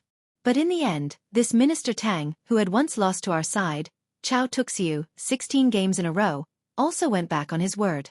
He fled from Moshio Temple for a few years. Later, perhaps he was afraid that old Sang and I would find him, so he fled even deeper into the mountains. No one knows whether he is alive or dead. The white-haired old man continued. Great General Song Yuan, who was often lectured by His Majesty to be more literate, should not always be blind in the palace and make a fool of himself. This stubborn old urchin has really gone crazy. The only grandson in his family, who had originally secretly passed the Jinshu exam in Yonghui 6th year, was burned alive by him. He also burned himself to death in a dilapidated library that did not have many books to begin with. When our De Chu was at its peak, martial artists did not have saber chi, scholars did not have the air of poverty, women did not have the air of cosmetics, mountain people did not have the air of clouds, and monks did not have the air of incense. It was publicly recognized by the world as the most prosperous era in the 800 years after the Great Qin dynasty. Li Yang was only a small dynasty that originated from the barbarians in the north. It had been independent for 50 years, and its eunuchs had been involved in politics for 50 years. The head eunuch Fan Gongliang had killed 1 emperor, 2 princes and 6 concubines in his lifetime, yet he was still able to live out his remaining years in peace. How could such a dynasty, who did not understand etiquette, suddenly change after 50 years and inexplicably become the princess of the world? And our De Chu, how could it perish just like that? The monarch was wise, but the fault did not lie with the monarch. The civil and martial officials were loyal, but the fault did not lie with the officials. The common people worked hard, but the fault did not lie with the common people. Thus, this old official, Sun Shiji, wanted to know what had happened. Since dying with remaining grievances was an extravagant hope, he wanted to have peace of mind before he died and know an acceptable answer. This old official was not afraid of bearing the infamy of being a servant of 2 surnames. Just like that, I stood in the court of Great Peace City and coldly watched for a dozen years. But in the end, I still could not understand why De Chu had lost, and lost so miserably and so quickly. However, this old official recognized 2 people. One was the butcher Su Shao, the other was the blue-eyed Zhang Julu. It was them who made this old official accept his fate. Su Shao had done the right thing. A good saber, as long as it was in the right hands, the faster the saber, the less blood the common people would bleed. Zhang Julu had done very well. He had braved the risk of being called the emperor of the war with Han Shangxian in private, and repaired the Zhao family's courtyard until it was airtight. This old official had already accepted his fate, but Chongqing asked this old official to come see you, so this old official came. Not for anything else, but for an old man like me to die in his homeland. That is better than anything else. The 3 people were West Chu's Grand Preceptor, Sun Shiji, Chao Chongqing, who had reached the Confucian sage realm at the ruins of Shi Leibi, and the fallen princess, Jiang Enai, whose original name was Jiang Si. Chapter 1019. They drank a pot of tea at the Ma Brick Temple. The Grand Preceptor was probably tired of walking and talking, so he stopped talking. Then the three went down the mountain and returned to the city. The old man was still the Guangling Taoist administrator in name, and his official residence was on the old site of the 6 departments' official residences outside the imperial city of Lost Tripod City. The Guangling Palace was not in the city, but in Guanyu City, which was in the southeast of the vassal king's territory. The people who should leave Lost Tripod City had left. Most of the people who left after the spring and autumn period ended were the survivors of other fallen countries. Those who should stay were all survivors of West Chu. With Lost Tripod City as the center, there were 6 towns and 18 cities around it. Especially Lost Tripod City, which used the administrator's mansion and Bailu Mountain as the framework to make a comeback, supporting a brand new and vigorous temple. If they won, it would be De Chu. If they lost, the West Chu in the history books of Liang would probably be replaced by Ho Chu. When the three went down the mountain, there were more than 100 elite halberd soldiers escorting them back to the city. The Grand Preceptor took the two to a restaurant in the east of the city, saying that he wanted to invite Her Highness to taste the reeds. After sitting down on the second floor, the old man laughed softly and said, "Your Highness, this reeds is a delicacy in the world. This old official has to show off a few words of knowledge to enjoy it to the fullest. The reeds are called reeds because they are like migratory birds. Every spring, they come to the river outside the spring snow building in Guanyu City and flow upstream along the Guangling River. It is reasonable to say that when they reach here, they should be plump and plump. If they are supplemented with the chicken head rice, which is a specialty of Copper Paper City, it will be the most delicious taste in the world. Later on, once the reeds reach Xiangfan City, they will not taste good. However, this old official thinks that it will be difficult to slack off to satisfy my cravings in the future." Zhang and I made a sound of agreement and did not say anything else. When the food was quickly served, she picked up her chopsticks and was about to pick up some food. The old man saw her holding her chopsticks and joked, "Your Highness, we all believe that the higher and longer you hold your chopsticks, the further you will find a partner in the future. I remember when I was young, the older generation in my family always used this to tell us. They were afraid that the women in our family would marry too far away, and the men would marry unknown women when they grew up. At that time, we naturally followed the wishes of the elders and picked up the chopsticks. However, we didn't think that when we became elders, we would start nagging at our children. This is probably an inheritance. A family is like this, and so is a country." Zhang and I, who was holding the chopsticks high up in the air, took the opportunity to grab the chopsticks down, which amused the old man. He laughed and said, "Your Highness, don't take it seriously. This old official was just speaking casually. Actually, it's good for a woman to marry far away. At least she won't be subject to military orders when she's abroad." Zhang and I smiled gently and lowered her head to eat the fish. The fish bones were very soft and didn't sting. Even though she didn't eat fish in the past, she still ate a lot. Chao Chongqing asked for a pot of wine and slowly drank with the old man. He didn't urge him to drink and just drank by himself. After eating and drinking to their heart's content, they paid the bill and walked out of the century-old restaurant. On the streets that were no longer bustling with people, the old man suddenly stopped and said, "Wait a moment." Chao Chongqing sighed and didn't say anything. Not long after, an old man in ragged clothes walked out from an alley and knocked on the clock in broad daylight. He shouted crazily, "Everyone is dead, everyone is dead.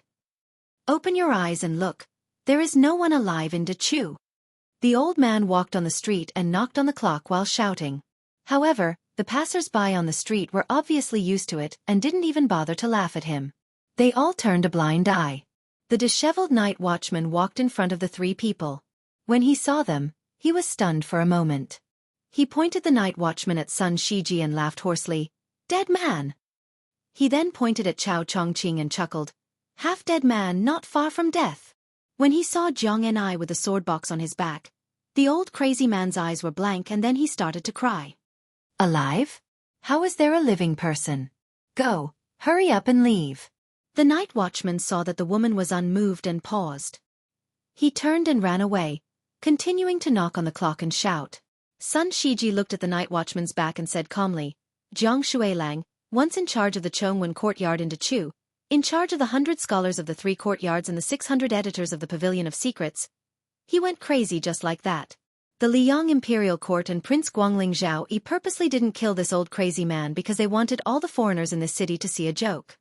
Sun Shiji walked towards the carriage and bowed. "Your Highness, You can let Chongqing take you to see that home. I still have matters to attend to. Home. Jiangxi's home was, of course, that Dechu imperial palace that was at the peak of perfection that Great Peace City had to imitate. Then was it really Jiang Ni's home? Jiang and I followed behind Chao Chongqing and looked around blankly. When she left this place, she was still young and her memories were blurry. She had long forgotten what she was seeing. She vaguely knew why it was once hailed as the most glorious scene in the world.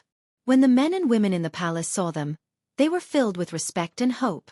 Chao Chongqing walked all the way to a pavilion in the northeast corner of the old imperial palace. After he sat down, the white-haired Confucian scholar sat there without saying a word. Chao Chongqing, born of the Dragon Carp County's Chao family, was fully deserving of the title of prodigy of that generation. His master was the imperial advisor Li Mi, whose wisdom reigned supreme in the world before Huang Sanjia. He studied chess for more than 10 years and eventually defeated Li Mi on the chessboard, becoming Dechu's chief chess player. He had once played chess with the emperor many times in this pavilion. This Chao Tuxiu had even made the most powerful officials in the palace take off their boots and pour wine for him. How could he not be the most proud genius of the Chao family and even Dechu? Chao Chongqing's eyes were warm as he looked outside the pavilion. Further northeast of the pavilion, when he was still young, he once saw a woman who was humming a folk song. She had a lively temperament that did not match the palace. When she first entered the palace, she saw him and saw that he was like a wooden goose. She even made a face at him. After that, she became an imperial concubine and then the empress. Chao Chongqing was still that outstanding chess player who was always subservient to the imperial advisor. In those days, when the emperor and his subjects were harmonious in chess games, the emperor, whose chess skills were far inferior to the Chao family's, would always frown and stare at the chessboard. She stared at the emperor, and the young chess player who was said by Li Mi to be in an invincible position because he had no desire to win or lose, would occasionally steal a few glances at her. When he lowered his head to play chess, he could always see her embroidered shoes that did not conform to the palace's etiquette. They were ordinary, but he could never forget them. He had forgotten them for so many years. Why could he still not forget them? Jiang and I said softly, "Uncle chess player, I know Grand Preceptor Sun's intention.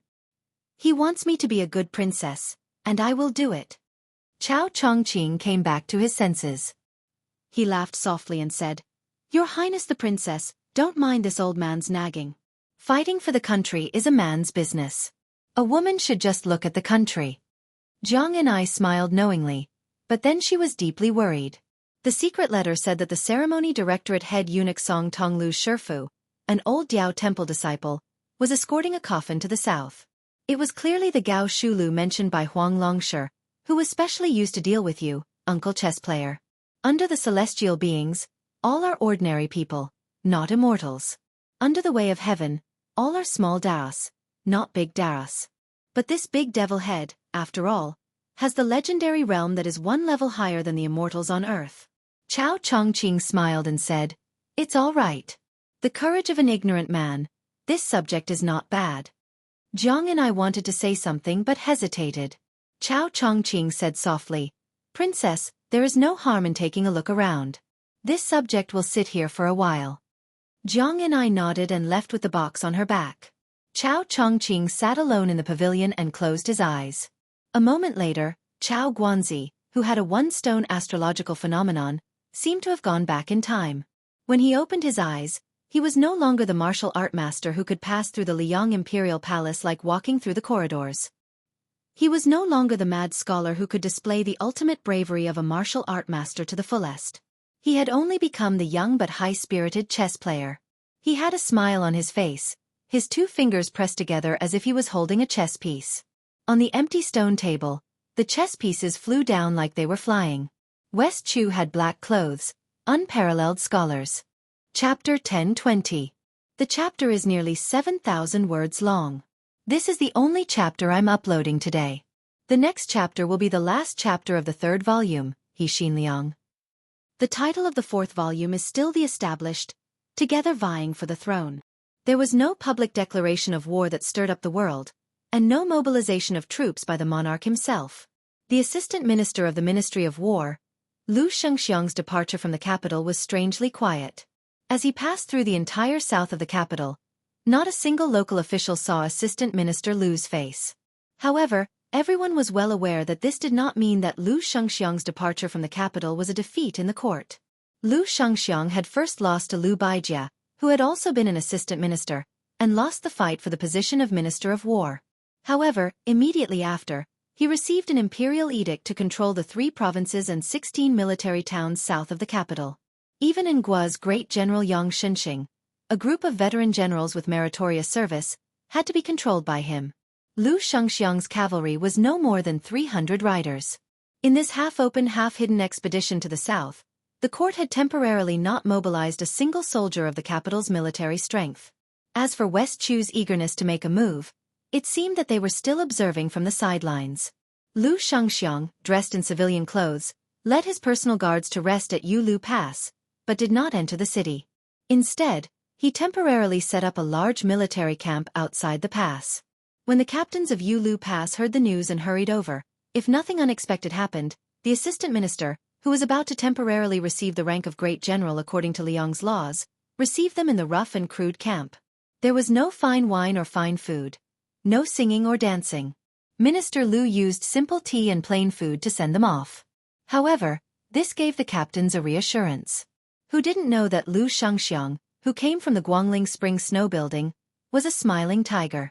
When he didn't smile he was fine, but when he did, he would eat people.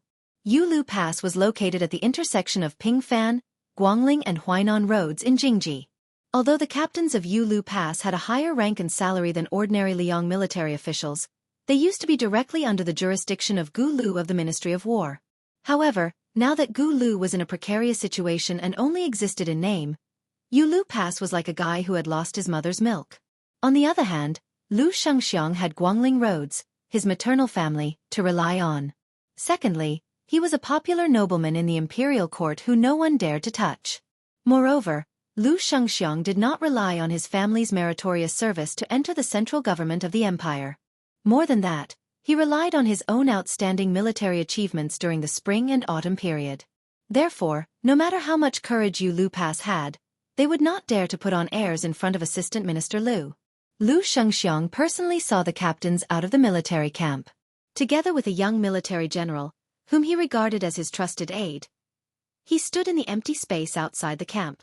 Together, they watched the dust stirred up by the horses' hooves being blown away by the wind. Lu Shengxiang crouched down and grabbed a handful of soil, which had the smell of soil mixed with the smell of spring grass. He sniffed it and looked toward the south, not making a sound. Many people did not know that the dignified assistant minister of the Ministry of War was once a lousy scout. One time, he was convicted of making a mistake in reporting military intelligence and was almost beheaded by his superiors. Lu Shengxiang pinched the dirt in his palm and said softly, "Being a scout is like learning how to swim. Once you learn how to swim, no matter how long you stay in the water, it will be very difficult for you to drown again. Guadong Han, you should be very clear about the strength of the Guangling Dao." All day long, they claim that they want to compete with the Northern Liang and Yan imperial paths for the title of #1 in the world. In reality, other than the tens of thousands of soldiers under the Prince of Guangling, the rest are all useless. You can't blame the prince for embroidering a flowery pillow. It's just that the young ones haven't fought in 20 years. The old ones have retired from the army to enjoy life, while the young ones have squeezed into the army to enjoy life. How can they compete with the Northern Liang cavalry and Yan imperial infantry who are on standby every day? The Spring Snow House racked their brains to get the latest weapons and the best armor from the imperial court. They even dared to snatch the horses that Gu Jiantang wanted. What I'm worried about now is not what the so-called knowledgeable people in the imperial court think. They all think that the biggest hidden danger is that the old generals like Yang Shenxing and Yan Zhenchuan are not willing to listen to orders and fight on their own. I'm afraid that the Western Chu that doesn't have enough soldiers at the beginning of the war will be able to fight with momentum as soon as they start fighting.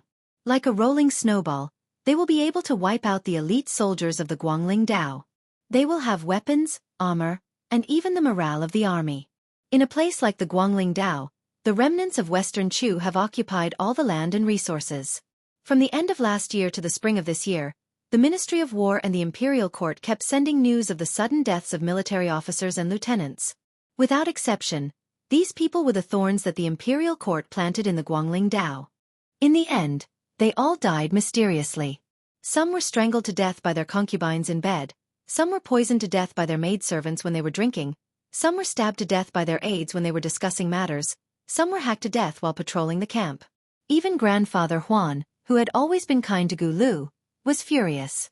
He came to the Ministry of War and scolded me and Lu Baijia. In the end, he even scolded Great General Gu. He scolded the entire Ministry of War as a bunch of good-for-nothings. He said that the management of the Guangling Dao's northern border was a mess. The military officers that were sent there had only been scraping the land for 20 years, and not a single one of them had won the hearts of the people. He also said that the heads of the spy agencies set up by the imperial court should be executed. Our Minister Lu can still be considered unyielding. He talked back to Grandfather Huan on the spot and was almost kicked by him. What can I say? I can only watch. But I really didn't expect that Grandfather Huan, who is already so old, would almost kick Minister Lu in the chest. It seems that he still has a few more years to live. This is a great thing. Lu Shangxiang put the soil in his hand back on the ground. After laughing, his expression became serious again. They haven't even fought a single battle, yet they are already thinking about how to celebrate and receive rewards, and how to divide the military merits. I don't know where their arrogance comes from. The honest young general stood beside Assistant Minister Lu. He laughed and said, Ren Tu is dead, but the imperial court still has one of the 4 great generals of the spring and autumn period, Gu Zhentang. There is also Chen Jibao and Yu, a genius in the art of war. How can they not be confident? In addition, several of the vassals are on their way to quell the difficulties. Guangling Dao already has Zhao Yi, who has a powerful army in his hands, to suppress the situation. If I wasn't familiar with the foundation of Guangling's elites, I would also think so. Lu Shangxiang dismissed it with a laugh. He reached out and patted the ground. He sighed and said, The waves are formed between the waves, and the wind rises at the end of the green duckweed. After the awakening of the hibernation, 100 insects swarm out and move at the sound of the wind. Guodonghan smelled the cool breeze on his face. He chuckled and said, This general smells the scent of blood. Lu Shangxiang stood up, as if he wanted to vent the pent-up anger in his heart. He forced a smile and said, Yang Shenxing and the others all think that it will take at least 3 months and at most half a year. With a light kick, they will be able to crush West Chu, this dead but not yet dead spring insect, between summer and autumn. No matter what I say now, they won't listen. It would be better to let them rush up and give Chao Chongqing a slap. Only when they feel the pain will they understand who is the one who can truly give orders in this protracted war. However, this also has its drawbacks. In half a year, I will be mediocre and unaccomplished. I am destined to be barked at by hundreds of dogs in the capital. Who knows, there might even be dead officials who will splash dog blood all over me. Back then, I saw with my own eyes what kind of situation Su Shao was in. Therefore this time I have some confidence. The key is whether or not His Majesty the Emperor has enough patience. If you are unlucky, you can pack up your things and prepare to go with me to the Tu Liao to make up for your mistakes. But if you are lucky, when the time comes, as long as my Lu family's light cavalry can display their skills to the fullest, you will be able to become a 3rd-rank general with real power. Guodonghan grinned and said, All right. In any case, this general only believes in one thing in this life. If I follow the general, I will definitely have meat to eat. Lu Shangxiang did not comment. Guodonghan suddenly asked carefully, I heard that during this trip to the south, His Highness the Crown Prince leisurely went to Dragon Tiger Mountain and Earthlung Mountain, and many other places. In Guangling Dao and Gongnam Du, he made friends with many people. Everyone in the court praised him endlessly. Tiskeske, he has the style of a crown prince. Moreover, there are rumors that His Highness does not agree with the heavy taxation of Guangling Dao. He also has some slight objections to the destruction of Buddhism. In private, the Imperial College says that His Highness already has the air of a benevolent ruler. That right chancellor with the surname Jean seems to be quite close to His Highness the Crown Prince. This guy originally had a bad relationship with Yao Baifeng and was kicked out of the house by the Grand Secretary and Grandfather Huan. He was very miserable. Many scholars were so scared that they did not dare to go to the Jean mansion to drink. Who would have thought that he would make a comeback? Lu Shangxiang frowned and said, You are a martial artist who has not yet achieved success. Don't talk about interfering in the court. You can't even interrupt. In the future, if I hear this kind of nonsense again, you can go be a coachman. Guodonghan said with a bitter face, I will remember. Lu Shengxiang suddenly laughed coldly and said in a low voice, soft-hearted and not practical. Compared to his old man, he is thousands of miles away. If the court succeeds in removing the feudal vassals, he can still make do. Otherwise, if they hand over the country to him in a hurry, I think it will be difficult. The impatient Guodonghan hurriedly nodded and said, like I said, His Highness the Crown Prince's shrewdness is not shallow, but he used it in the wrong place. Lu Shengxiang was indeed a smiling tiger. He put on a fake smile and said, in any case, there are no big battles to fight in half a year. You can go be a coachman for half a year. Guodonghan was stunned. Just as he was about to make a scene, Lu Shengxiang had already turned and walked towards the barracks. Chapter 1021. His Highness the Crown Prince had snuck out of the capital to travel in the south. Zhao Ji, the most powerful and dignified mother-in-law in the world, had made a few trips to the Eastern Palace. She didn't talk about anything important, just chatting with the most respected daughter-in-law in the world, Yan Donggu. Zhao Ji presided over the imperial harem, and the concubines vying for her favor left one by one. No matter how young, beautiful or talented they were, no matter how illustrious their family backgrounds were, they couldn't beat this woman who didn't have outstanding looks. Moreover, the Empress Zhao Ji seemed to have received a great reputation in the eyes and mouths of all the officials. There were very few voices of dissent. Today, in the Eastern Palace, other than the Empress, even the Zhao family's son took time out of his busy schedule to come to Yan Donggu with Zhao Ji. He even had Song Tonglu, the head of the ceremony directorate, bring a few jugs of very authentic Bailiang green ant wine. The family of three didn't have too many formalities. They just boiled the wine and tasted it to warm their hearts. The place to drink was under a finely carved mahogany birdcage. Inside was a clumsy parrot that mimicked the Crown Princess's words. For some reason, it had caught the eye of the Crown Princess and had always been favored. Women were not allowed to interfere in politics. This was an iron law passed down from the ancestors of Liang. Therefore, before Liang unified the spring and autumn period, no matter how the eunuchs in the border towns tried to harm the Zhao family, since the emperor couldn't have pillow talk, there was no fertile ground for the relatives to interfere in politics. In history, there were relatives of the Zhao court who held power, but it was much better than the previous courts with various surnames outside of Liang. However, the Zhao family's son clearly had a whole new level of respect for Yan Donggu, this daughter-in-law who had entered the rankings as a female scholar. He made an exception and talked about some military and state matters. Even Zhao Ji couldn't hide her surprise. This shock spread until the couple left the Eastern Palace.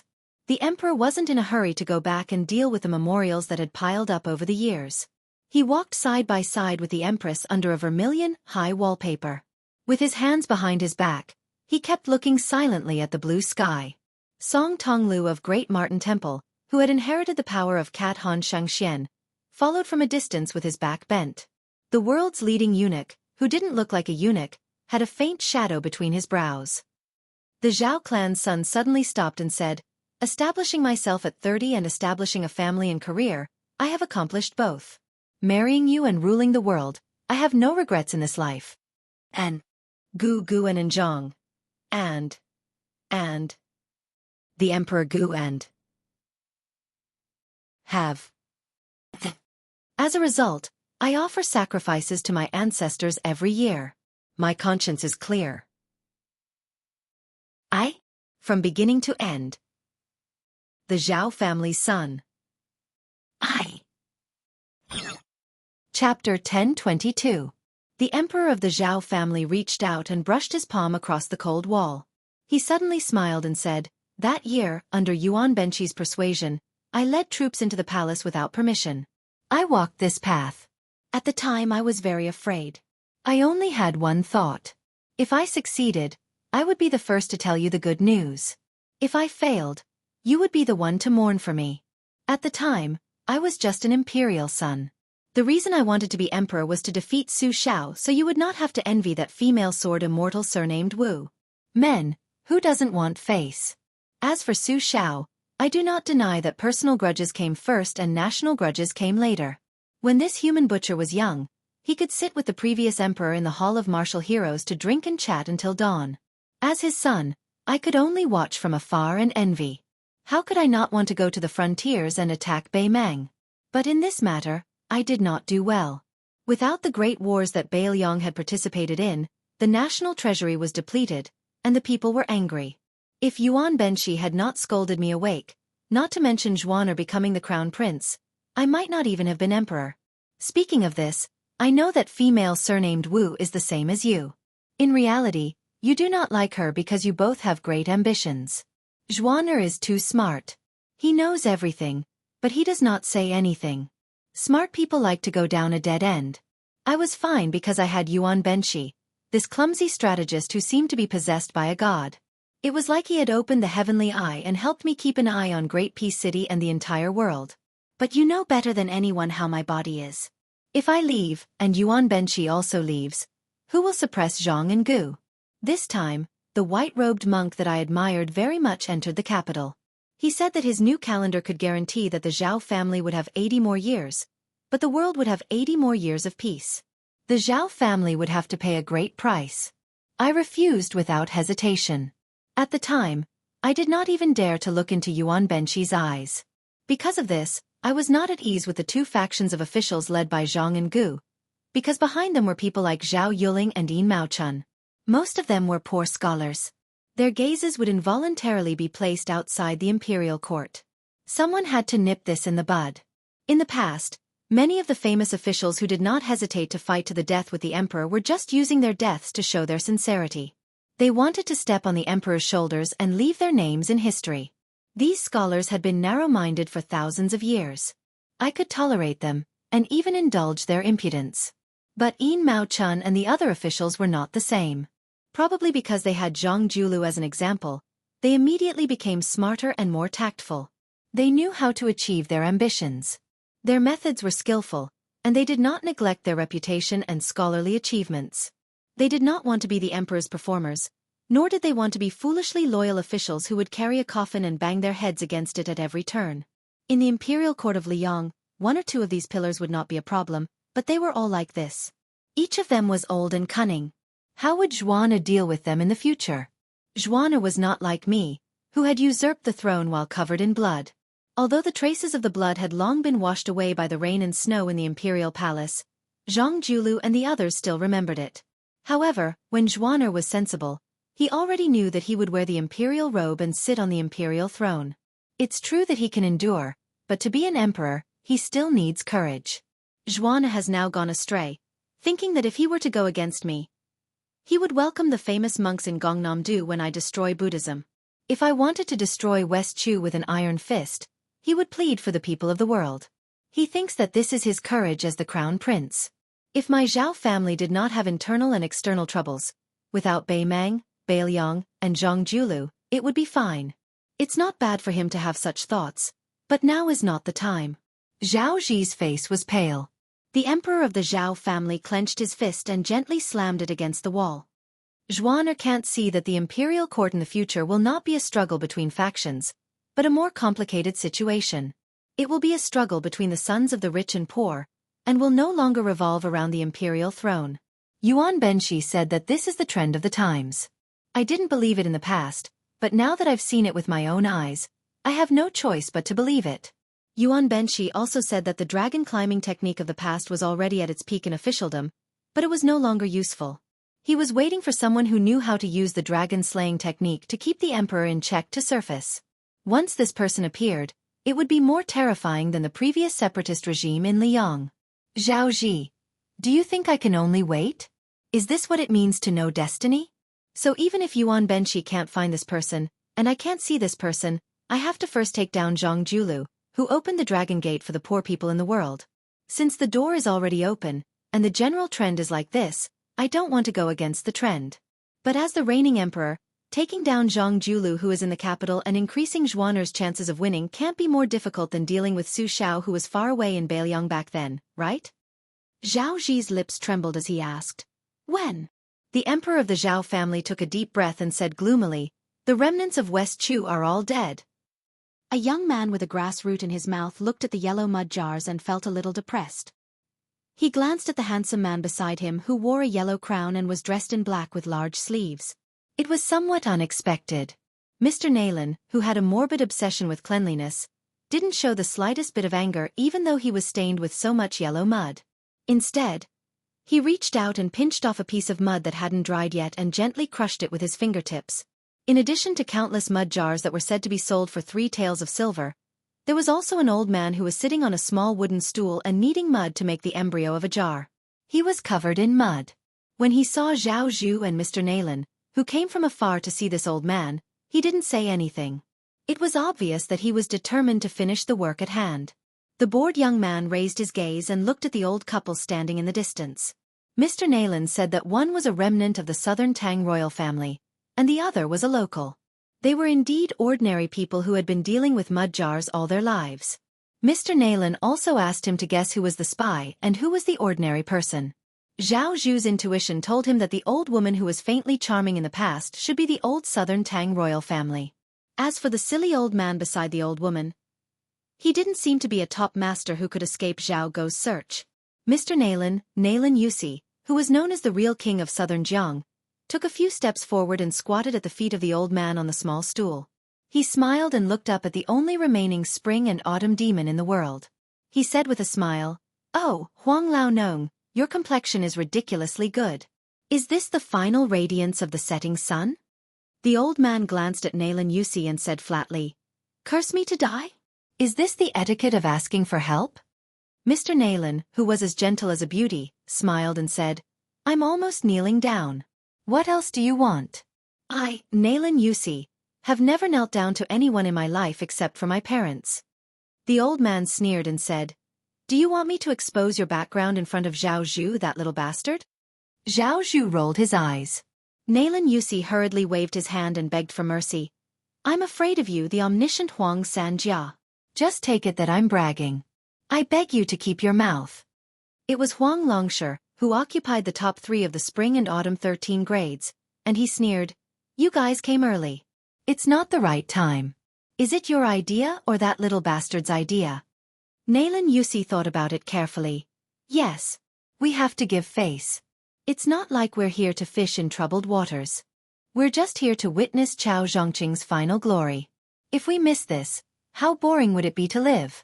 Huang Longshi sneered and said, "Why don't you die if you're bored? You only know how to disgust people. No wonder you can't compare with Li Yishan in your life." Naylan Yusi shook his head and smiled. "It's hard to say who is stronger between Li Yishan and me. You don't have the final say." Huang Longshi had a strange and sarcastic look.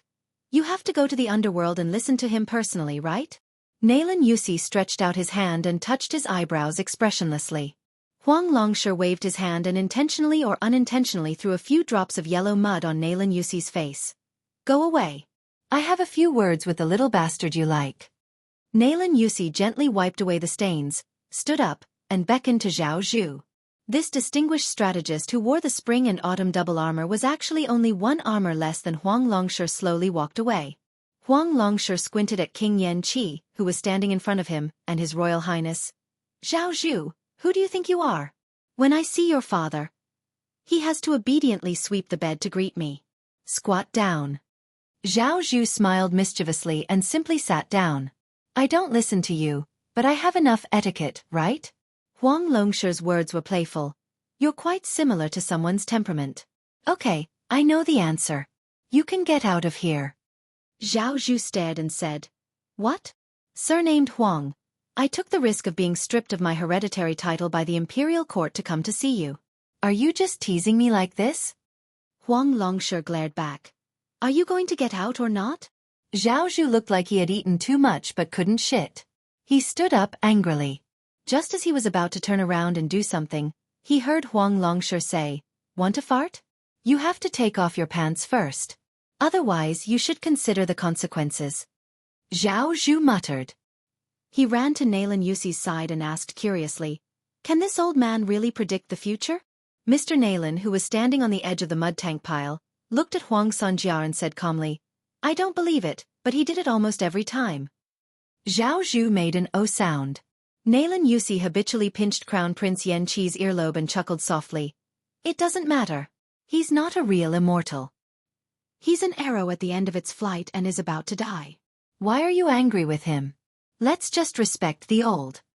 Zhao Zhu looked helpless and gently patted away Mr. Nalan's slender and white hand.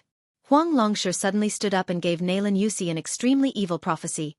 Nalan Yusi, you have to die in front of me and Yuan Benshi. Zhao Zhu's face changed dramatically, and Nalan Yusi was silent. Nalan Yusi closed his eyes and fell into contemplation. Then he bowed to Huang Longsher, who had already sat back on the bench and disappeared. Respect to him, respect to himself, respect to Li Yishan, whom he once admired when he traveled to various countries. Respect to them was also the last spring and autumn. Chapter 1023. Insignia Mountains Dragon and Tiger Mountains Confrontation. If it wasn't for Martial Emperor City's slow-moving sword that took away a portion of the loot, these two mountains would have attracted the attention of the entire pugilistic world for the past half a year. First, Insignia Mountain's purple dress slaughtered everyone on the Spring God Lake, becoming the only female pugilistic world alliance master in the past few hundred years. However, after that, Insignia Mountain's Black Bull Descent Snow Plateau was demolished and rebuilt. Looking at the mountain peak from afar, one could see the magnificent skeleton of that building. Then, the father and son of Mount Longhu ascended together, shocking the world. Then it was said that Zhang Ida, the 82nd generation grandson of the Saint of Zhang, the current generation Duke Yenqing, personally inscribed the plaque of Mount Hui. Some said that it was the imperial court that allowed the Duke Yenqing to come. Unfortunately, Mount Hui was closed for half a year, so outsiders couldn't see the majestic scene of the tall building. After the Qingming festival, Mount Hui was no longer closed. People of Jianghu who had fame and reputation flocked into the mountain to see the face of the world's tallest building. Mount Hui was unprecedentedly grand. Heroes gathered to build momentum for the young woman. Visitors who came down the mountain all praised the nameless building's imperial aura. 18 stories, reaching into the clouds. When it was cloudy, climbing to the top was like falling into the sea of clouds. This building was at the top of a giant rock, glazed with golden tiles, red lacquered sandalwood pillars, and white jade railings. It was enough to overshadow the many halls of the martial palace of Great Peace City. As a result, people followed the crowd and spread rumors. Especially, there were two things that stimulated Jianghu the most. One was a woman. A beautiful woman. The other was a master, a top master. It just so happened that Shenyuan Qingfeng possessed both of the purple robes of Mount Huishan.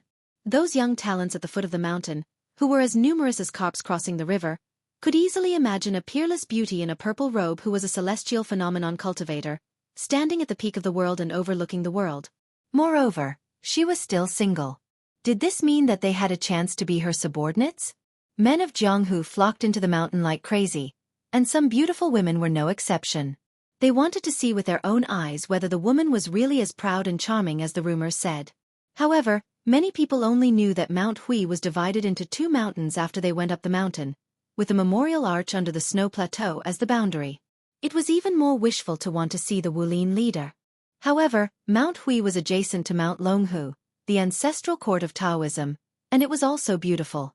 Heroes gathered on the mountain from all sides, so no one felt disappointed. In this gloomy twilight, the mist on Mount Hui was thick. A group of people climbed up the stairs. After the Shenyuan family of Mount Hui encountered the heavenly thunder tribulation on the snow plateau, Shenyuan Qingfeng turned the tide and single-handedly raised the prestige of Mount Hui to the peak. The Shenyuan descendants also put on airs. Regardless of whether they were high-ranking officials or heroes of Jianghu, they never welcomed or sent off guests on the mountain. They put on an attitude of whether they wanted to come or not. This group of people was not too eye-catching in the weaving of tourists. 5 or 6 people were escorting a handsome young master in luxurious clothes and jade belt at the front. 2 of them were of slightly higher status, and they followed closely behind him on the left and right. One of them was a quiet scholar, and the other was an exquisite old man. From the details of their clothing to their expressions, they all had a feminine air of nobility. The last 3 people who kept a distance behind him had sabers at their waists, but they were wrapped in satin. The leading young master stopped and looked back at the vast river at the foot of the mountain. He took a light breath and waved his hand. The old man had a tacit understanding and hurriedly took a few steps back. The rest of the retainers tacitly formed a fan-shaped formation. Only the scholar in his 30s took a few steps forward, but he still did not dare to stand shoulder to shoulder with the young master. The young master smiled and did not deliberately let the scholar walk to his side. He reached out and pinched a bright red jade pendant hanging on his waist. He smiled gently and said, "Last year was the triennial Beijing survey year. Zhao Yuling and Yin Mao Chun were the main and assistant respectively. Their reputations were so great that no one paid attention to you, a servant who was assisting them from the side. But this year is the 6-year survey year. The world is paying attention."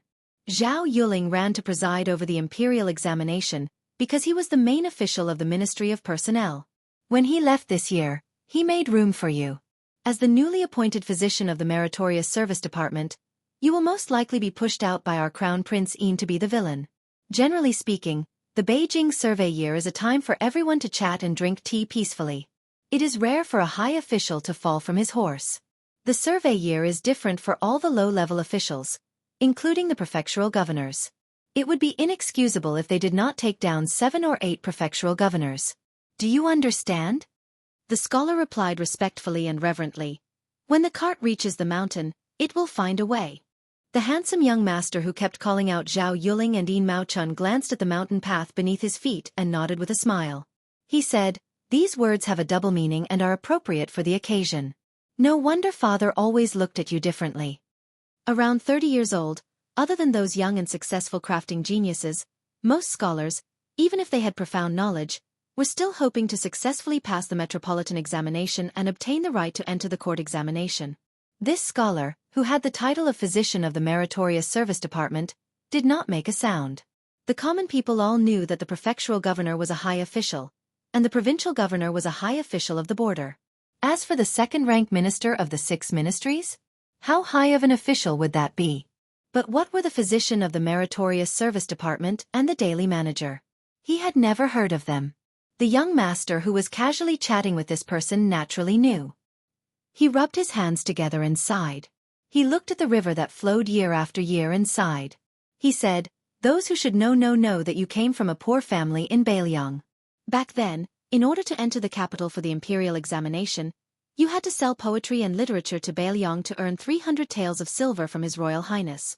Your results in the court examination were mediocre, and for some reason, you were stuffed into the Eastern Palace to lecture. Then, for some reason, you became the daily manager of the Emperor's personal attendants. It's a pity that my intelligent wife has always disliked you. She even told me that I'm playing with fire by getting close to you. Actually, you and I both know that you are not a spy that Beiliang deliberately placed in the court. But I am very curious, and have always wanted to ask you, what do you think of the young man who has been usurped as the king of Beiliang?" The scholars from Beiliang, no matter old or young, all curse the Su Fengnian to death, as if they have an irreconcilable enmity. I am tired of listening to them. You are different. All these years, you have been very tight-lipped and have not said anything. Why don't you tell me some of your true thoughts today? The scholar smiled calmly and said, "His Royal Highness used to be. In fact, I did not dislike him. At that time, this official was only a poor scholar and was embarrassed. 67 poems with a total of 1,226 words. I braced myself and offered him 60 taels of silver. When he heard this, he became angry and said that I was scolding him. He roughly looked over the pile of wasted poems and stretched out his hand to this official, and said that it was worth the price. He then threw 500 taels of silver to this official, not 300 taels as the Crown Prince said. However, the silver was indeed 300 taels of silver. There were also 4 banknotes. This official has always kept them in a book. These years, whenever I feel tired from studying, I will flip through that book. If you want me to put in a good word for His Highness the Crown Prince, I won't go so far as to say that this lowly official was willing to do so. At that time, we were both willing parties, so we didn't owe each other anything. In fact, if Su Fengnian was just a local official, I wouldn't mind helping him out in this evaluation. I would even give him an A-grade evaluation. But since he is a vassal of Northern Liang and a pillar of the imperial court, it is not this lowly official's turn to curry favor. However, if you want this official to go against my conscience and make a fuss with someone, this official will be too difficult for this official. It is not easy to be an official. Although it is relatively easy to be a person, one cannot be too careless. The scholar referred to the young man as the Crown Prince. In Liang, other than Zhao Zhuan, there was no one else. There were many vassal kings and His Royal Highness, but there was only one Crown Prince. However, for some reason, Zhao Zhuan had returned from Gongnam-do after appreciating the Zhenren's Ascension Assembly at Mount Longhu, which was close at hand. Crown Prince Zhao Zhuan pointed at the scholar who was unwilling to be careless and laughed heartily. You are making oblique accusations. You are scolding both Jean Sanlang and me. However, honesty is more important than anything else. You were the only one who raised many objections when Zhao Sun wrote to the imperial court. At that time, the entire capital was full of praise for Zhao Sun, who was still His Royal Highness. You were the only one who said what was right. You were the only one who pointed out what was wrong and filled in what was wrong. You were the only one who wantonly attacked what was wrong and did what was wrong. Later, the two masters of the Song family passed away one after another. When it was time to confer posthumous titles, you jumped out and caused bad luck. You angered Father Emperor in private, so he threw you to Zhao Yuling and Yin Mao Chun, those two old foxes, to suppress. Otherwise, you would have long been in charge of half of the Hanlin Academy. The scholar said bitterly, How could I not know your highness' intentions? However, I have the intention of being a lonely official. After this trip to the south, I can forget about it. Zhao Zhuan smiled slyly. He pulled off the priceless jade pendant from his waist and stuffed it into the scholar's hand. I just praised you for being honest, and you already revealed your foxtail, didn't you? Zhao Zhuan slightly restrained his smile and said in a low voice, I know what you really want. You want to lead troops on the battlefield, and scholars to be conferred the title of Marquis. As long as you are willing to wait with me, I, Zhao Zhuan, will definitely not disappoint you. The scholar froze on the spot, not knowing what to do. Zhao Zhuan acted as if nothing had happened. He turned around and continued to climb the mountain. He smiled and said to himself, Last time, I didn't see the woman in purple with the surname Shenyuan. I was really worried. This time, I shamelessly helped her get a plaque with the inscription of Yenqing Duke. I also helped her block the crazy impeachment of the Zhenzhou imperial censor. You should give me some face, right? Chapter 1024. Outside the archway, Zhao Zhu and his entourage from the old Martin Temple were stopped without any suspense. Pretending to be a relative of the governor of Zhenzhou was completely useless. The great eunuch, who was well versed in martial arts, was furious and was about to kill him. Zhao Zhuan stopped him with a smile and said that he was the favorite student of Yan Jieshi, the grand secretary of the palace hall. He was still rolled his eyes, but Zhao Zhuan was still not angry. He shamelessly said that he was a descendant of the Zhao family in the capital, and that he was good friends with the son of the northern Yue minister, the Prince of Qingqing, and Jean Lanting. There were 4 Zhao families in the capital. The Zhao family of the emperor was naturally the first in the world. Next was the family of the minister of personnel, Zhao Yuling, and the great general, Zhao Cheng, who had the same qualifications as Yang Shenxing. The last Zhao family was relatively shabby. They only had an assistant minister of the capital and a provincial governor of the border. But in the local area, they were still a first-class family with great power. However, the steward guarding the archway scowled coldly and told Zhao Zhuan to scram, saying that Mount Hui had a grudge against Zhao Zhuan. He then pointed his nose to the sky and pointed at the neighboring Mount Longhu, asking if Zhao Zhuan understood. The old eunuch, who could make Zhenzhou tremble with a sneeze, was completely expressionless. The crown prince, on the other hand, was as good-tempered as ever.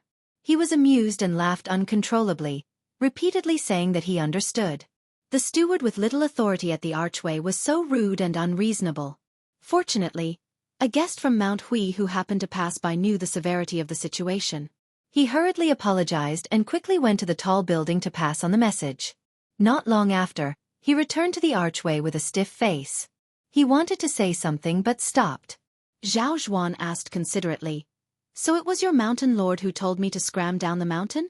The guest smiled awkwardly and did not deny it. Zhao Zhuan smiled politely and said, It's fine, it's fine.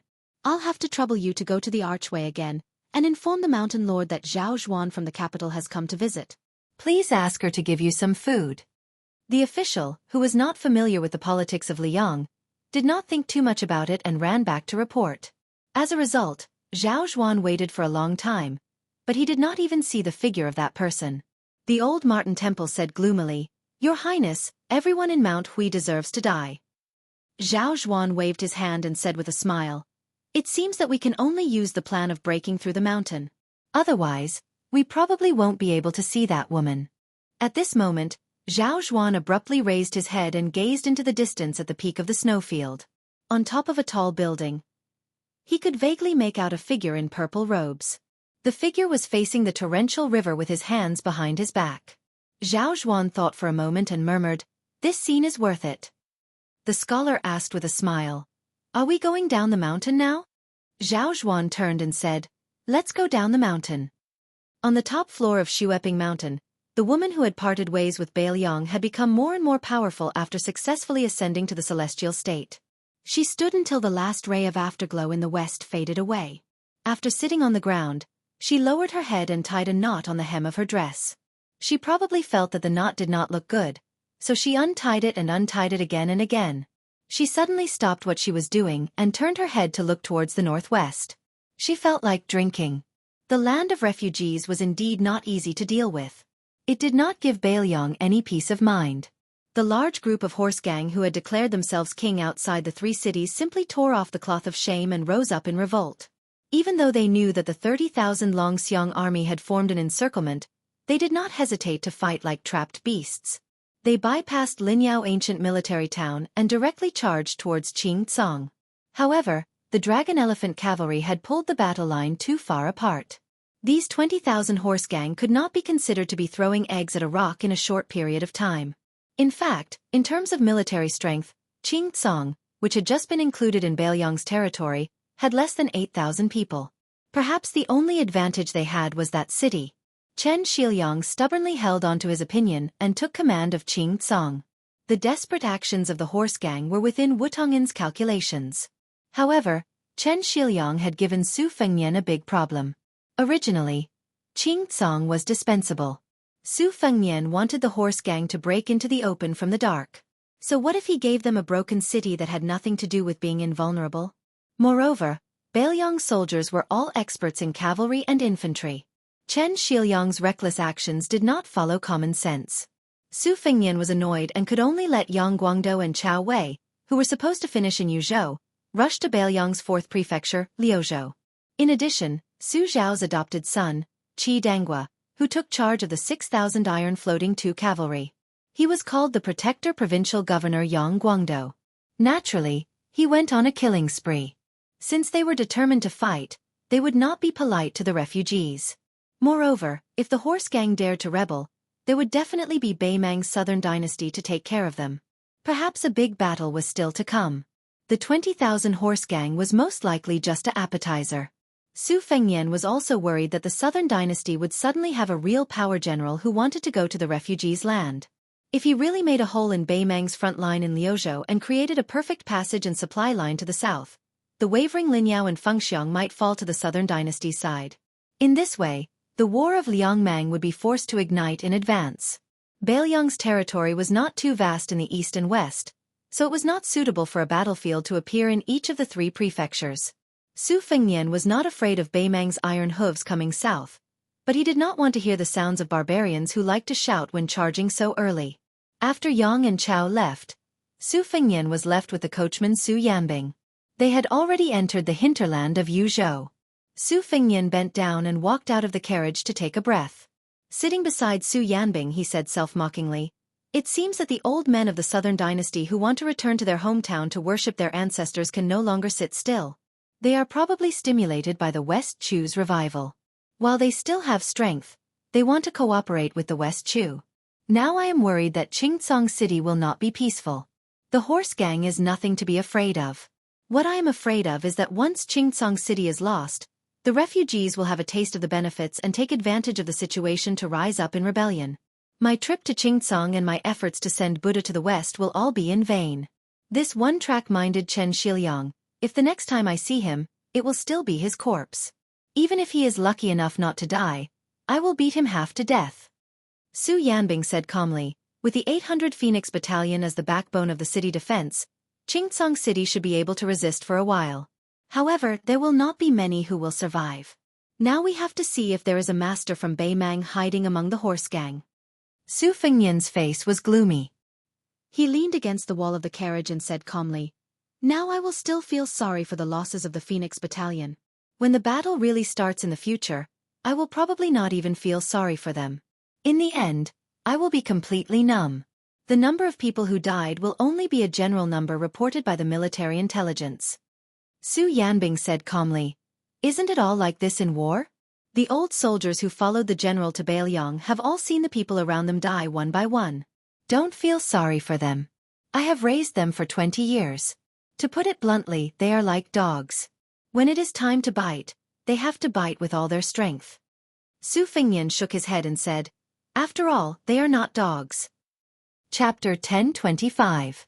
Su Yanbing laughed and said, Since you're a human, then there's a saying that you should die because you deserve to die, and you should die a worthy death. Right now, the Su family only has you 2 brothers. 2 men, one of you has already personally entered the battlefield, and the other one didn't hide. What else do you want? Don't tell me you want the second Junju to also go to the battlefield and fight? There's no reason for that. Whoever dares to talk to me about this kind of reasoning, I, Su Yanbing, don't care who they are, I'll talk to them about my, Su Yanbing's, reasoning. My reasoning is that I'll use an iron spear, and you can use whatever you want. It's fine even if you bring out a large formation like a catapult. Su Yanbing, this old-fashioned man, said something very funny, but Su Fengnian, who was already in dire straits, couldn't bring himself to laugh. Once there was an unforeseen event in the land of refugees, Bailiang's plans would be completely disrupted. Although it seemed like he still had the initiative in his hands, his intuition told him that a certain fat man with a big appetite in Baimang would very likely interfere. The key point was that this kick didn't need to be too forceful, because even Bailiang would feel very uncomfortable. This kind of innate restriction wasn't something that could be resisted by human strength. They could only take one step at a time.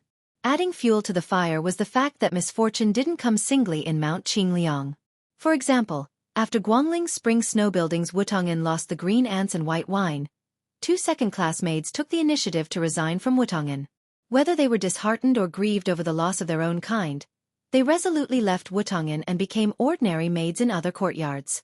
Fortunately, Lu Chengyan, who had experienced hardships during her trip to Mount Qingliang, resolutely entered Wutong'an to fill in the gap. Only then did the operation of Wutong'an not be interrupted. As for the elders of the Lu family behind her and the children of the Lu family around her, they were obviously not acclimatized to the new environment. They were unable to quickly integrate into Bailiang's officialdom with their status as relatives. One of Lu Qingyan's cousins, who had only been ridiculed by a child of Liang Zhou, dragged the elders of the family to the brink of death and almost ran to Mount Qingliang to complain. In Mount Qingzhou, the new head of the Lu family, Lu Dongjiang, who had received the bamboo lantern from Lu Feiqi of Shangzhou State, couldn't make a prompt decision either. He could only stir up confusion and act as a mediator. In the eyes of Su Fengnian, this was undoubtedly the worst decision. Even if he didn't hesitate to support the Lu family, Su Fengnian would still think highly of him. However, at that time, Lu Chengyan, who was still dressed in white, went down the mountain in the middle of the night and found the famous sword that her ancestor, Lu Feiqi, carried when he was studying abroad. In front of her father, she forced her younger brother to kneel outside the ancestral hall. Although the sword was not out of its scabbard, it still beat the mouth of the young man, who was said to be a top scorer in Mount Qingzhou, until it was badly mutilated and several teeth fell out. The woman also sternly scolded him and asked him if he dared to talk nonsense again. The old and young of the Lu family might have mistakenly thought that this was Su Fengnian's order, so they all kept quiet out of fear and could only hide their resentment in their stomachs. In the eyes of the clansmen, Lu Chengyan also became the water that a married woman splashed out. Su Fengnian could treat these trivial quarrels as a joke, but he dared not take the situation in Yuzhou lightly. There was no doubt that there were more advantages than disadvantages in promoting Huang Fujin to be the general of Yuzhou. However, after the disadvantages surfaced, it was no different from adding fuel to the fire. That was, under the influence of some people who wanted to add fuel to the fire, the border army that had formed its own system was still fine, but there were hidden dangers in all levels of the army in Yuzhou. According to the current spy report, Zhong Honggu, who was unwilling to retire in Longqing County until his death, must have done something. Su Fengnian wanted to know whether Yan Wenluan, the king of Yuzhou, played a dishonorable role. Whether Yan Wenluan was involved directly determined whether Su Fengnian would change the sky of the Bailiang infantry. The problem was that even if the Yan family army was successfully changed back to the Su family army, the loss of the veteran Yan Wenluan, who was good at fighting, was still a huge loss that Bailiang could hardly bear. Even if great ancestor Gu, the first famous general of the old southern Tang, could replace Yan Wenluan, it was undeniable that Bailiang needed Yan Wenluan to stabilize the morale of the border army, and more importantly, they needed this old man's loyalty to defend Yuzhou. But was this possible? Yan Wenluan had been an important member of Yang Kai Zhao Chongling's faction back then. He had hoped that Su Xiao would establish himself as the emperor, so that they could take advantage of the situation and become the country's founding heroes. Su Fengnian knew better than anyone else about Yuzhou. A large group of Bailiang elites, including Yan Wenluan, had been thrown into the cold palace by Su Xiao. For example, Yan Wenluan had been transferred from his familiar cavalry army to an unfamiliar infantry army. There was also the uncle that Su Fengnian had gone to Beimang to find back then. That turmoil was a watershed. From then on, Zhao Chongling and Yin Kai Li Yishan, who had been on good terms with each other, started to become strangers. The cavalry and infantry armies in the Bailiang army became more and more distinct as time passed. However, Zhao Chongling had died 30 miles from the imperial city of Shishu. Without this Yang Kai presiding over the situation, Bailiang did not devolve into the worst situation where the infantry and cavalry were like fire and water. Mountains were hard to rule. This had been the case since ancient times. Especially those military leaders who had blades in their hands. If you beat them lightly, they would be thick-skinned. If you scolded them too heavily, they would not be afraid. If you scolded them too harshly, they would rebel. Bailiang without Su Xiao was like the difference between heaven and earth. Even if Su Xiao was so old that he could only lie on his sickbed, as long as the butcher did not close his eyes, the scene under Bailiang's table was chaotic. But a rebellion on the table? No one was willing, and no one dared. If killing a few people could solve the problem, how easy would that be? Su Fengnian leaned against the wall of the carriage. He closed his eyes and gritted his teeth. The energies in his body roiled like a pot of boiling water with firewood added to the bottom of the pot. They splashed out of the pot.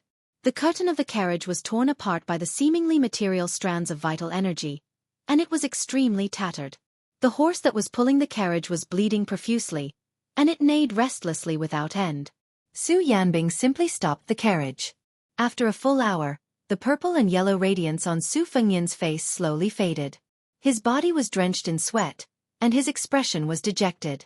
He smiled bitterly and asked, "Uncle Su, how many times has it been?"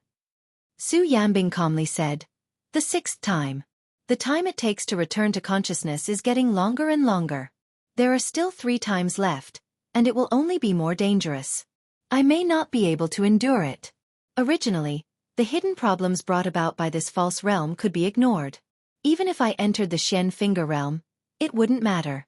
But after I received Master Lu Hao's purple thunder and Yuan Qingshan's steamed buns, it became a great blessing and a curse. Su Fengnian smiled. "I hope I can drag it out until the 9th return to consciousness. At that time, the last pouch that Chen Shiliang accidentally found in the pavilion will have meaning." Su Yanbing nodded and sighed.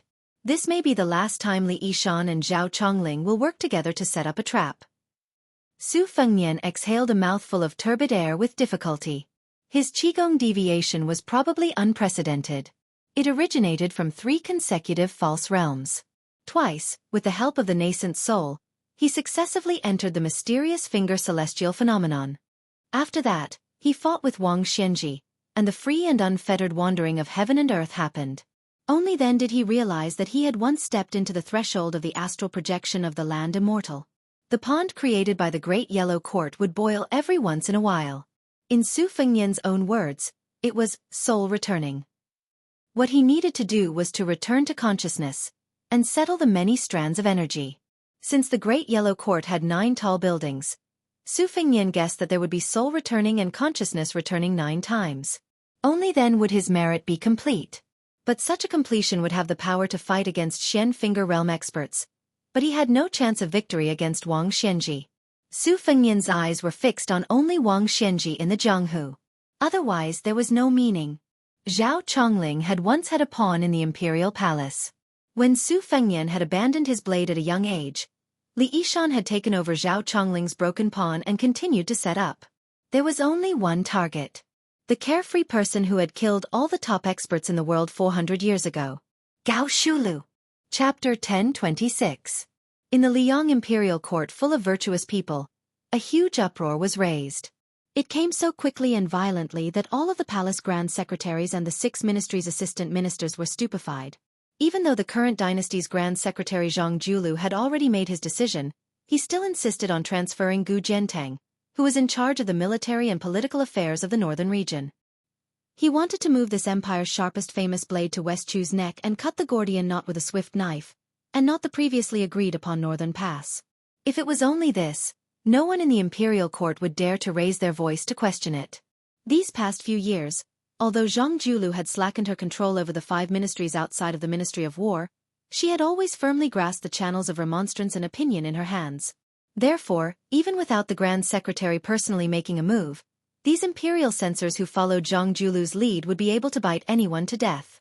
Fortunately, Grand Secretary Zhang Julu had never deliberately targeted anyone, but as long as Zhang Julu held this chess piece, even if he never made a move, no one in the imperial court would dare to act unbridled and unbridled. Unfortunately, at the end of the spring of the first year of Xiongfu, even though the channels of remonstrance were in Zhang Julu's hands, even though he had been unmatched in the imperial court for more than 10 years, the Grand Secretary finally welcomed his first defeat. There was no other reason, because this time, his opponent was Tantanon, as well as the ministers behind Old Master Huan. There was the head of the 6 ministries' Ministry of Personnel's chief official Zhao Yuling, the publicly recognized Prime Minister Yin Mao Chun, and even the newly appointed Minister of Rights Yuan Gua. There was also the great General Zhao Kuang, who had yet to receive the order to attack West Chu, a large group of senior military officers led by Great General Zhao Kuang, as well as the imperial family's collateral relatives who had been suppressed by the green-eyed girl for more than 10 years. What was strange was that these people indeed didn't have any prior agreement. After Huan clearly pointed the spearhead at the Grand Secretary, they sent out memorials one after another, all of them believing that the Northern Gu, Southern Use strategy was too rash, that a dying West Chu was far from enough to be mentioned on equal terms with Beimang's millions of soldiers. That day's court assembly, the undercurrents surged violently. Other than the Minister of Revenue Wang Xiongui, who stood by his teacher's side without any suspense, almost everyone else chose to remain timid and silent, not daring to get involved in this most treacherous battle between immortals since the first year of Eternal Hui. The reason it was almost everyone was because other than Wang Xiongui, there was also Jean Lanting, who had recently been flushed with success, who unexpectedly followed Wang Xiongui and spoke out on Grand Secretary Zhang's behalf. Those who were observant all saw that after the court assembly was withdrawn, Tantanon's gaze didn't stray, directly brushing past the Grand Secretary. Wang Xiongui, who was in a daze, followed behind the Eternal Hui seat master with an indifferent expression. On the contrary, it was Jean Wright Chancellor, who had never taken the initiative to get close to the Grand Secretary, who walked with firm footsteps at Zhang Julu's side. Today's fluctuating court situation left the onlookers unable to take in all of it, yet they were also baffled. When the court assembly was withdrawn, they unexpectedly only heard the sound of pearls and jade being struck, not a single word of loud discussion or whispering. This was a strange scene rarely seen in the past 20 years of Liang's court assembly. Zhang Julu slowly walked down the white jade steps. He didn't look at the young Right Chancellor at his side whose brows were tightly furrowed, quietly saying with a laugh, "Jean, third young master, this time I'm afraid you've made the wrong bet." The bearded and ambitious Jean Lanting shook his head and said, "Junior didn't make a risky bet, purposely becoming the enemy of the entire court's civil and military officials, borrowing this opportunity to curry favor with Grand Secretary Sir. It's just that a real man has to do something, that's all." Zhang Julu smiled, slowed down his footsteps, and went straight to the point. "At first, I had the intention of pulling you into Zhonglu, and then you could help me control the flow of that flowery speech. But later on, since His Majesty had a whole new level of respect for you as a subject, I also didn't want to seize the monarch's beauty. Unwilling but not impossible. Even the walls have ears, not to mention that they hadn't left the palace city yet." Not far from the two of them, there was no lack of civil and military officials who were walking slowly. Zhang Julu said indifferently, "Looking at the history of the struggle between gentlemen and villains, most of the courtiers who had the reputation of being gentlemen lost miserably when they were alive. At most, after they died, they would be conferred a posthumous title by the next monarch. To the country and the people, they didn't benefit at all. This kind of empty reputation left in the annals of history. It's fine if we don't want it. Regarding the struggle between parties, there's no secret that can't be revealed. The more one cares about the common people, the more one needs to have a gentleman's party, and even more so, there needs to be a clever evil dog among the colleagues who can bark and bite. It's not like the whole group of people are there with their sleeves clean and only know how to act impulsively like scholars. In the end, it's nothing more than writing a few lonely grave poems on the way to being exiled and banished, which would make the later generation scholars shed tears all over their lapels. It's quite boring. Jean Lanting smacked his lips and said self-mockingly, Junior also can't escape from the same old pattern. Zhang Julu turned around and patted Wang Xionggui's shoulder. I'm not on duty today. You go sit at Zhang Lu's place. If a colleague asks, just say you don't know. Wang Xiongguai nodded and left with quick steps. The purple-bearded blue-eyed man who wielded the power of a dynasty walked leisurely with Jean Lanting. Together, they crossed the threshold of the palace. Zhang Julu suddenly smiled and said, The first time I saw you, it reminded me of my own situation back then. I was also as flustered and helpless as you, feeling wronged in every way. However, to be honest, you're still much worse than I was back then. You're only slightly better than me at making rice paper. Jean Lanting smiled knowingly. To be able to make the Grand Secretary willingly admit defeat and pay with his mouth, that's enough. Jean Lanting wanted to say something but hesitated. Zhang Julu said indifferently, Are you wondering why that old fellow fought with his own family? Even though Jean Lanting was a favored official of the Son of Heaven and a favorite by the Crown Prince's side, his future was destined to be bright. This right chancellor didn't dare to say half a word. He didn't even dare to make wild guesses. Zhang Julu said, Huan Wan and I both have a scale in our hearts. Neither of us has ever looked down on the restoration of West Chu. It's just that the weight of both ends of the scale has always been different these past few years. I value West Chu more than Beimang, while he values Beimang more than West Chu. He has his own plans and foresight. He insists on using Beiliang to exhaust Beimang's national strength. He's afraid that once Gu Zhentang goes south, Beimang, who has already decided to first swallow Beiliang and then attack Liang, will change course and mistakenly believe that there's an opportunity to exploit. When the time comes, from Northern Pass all the way to this great peace city beneath our feet, smoke will be everywhere. Zhang Julu pointed to the south. Not only does the old fellow see the north, other than the stubborn Beiliang, Tantanon also sees the seemingly indecisive Yen Imperial Dao, as well as those fallen spring and autumn kingdoms that can't withstand the spring wind. His apprehensions are naturally understandable. I'm afraid that West Chu will become a quagmire and lead to the revival of the fallen spring and autumn kingdoms. He's afraid that Beimang will go south from the east and cause the entire world to become a quagmire. Between him and I, it was a real gamble. Even if you stand at the center of the dynasty, you won't be able to see these things.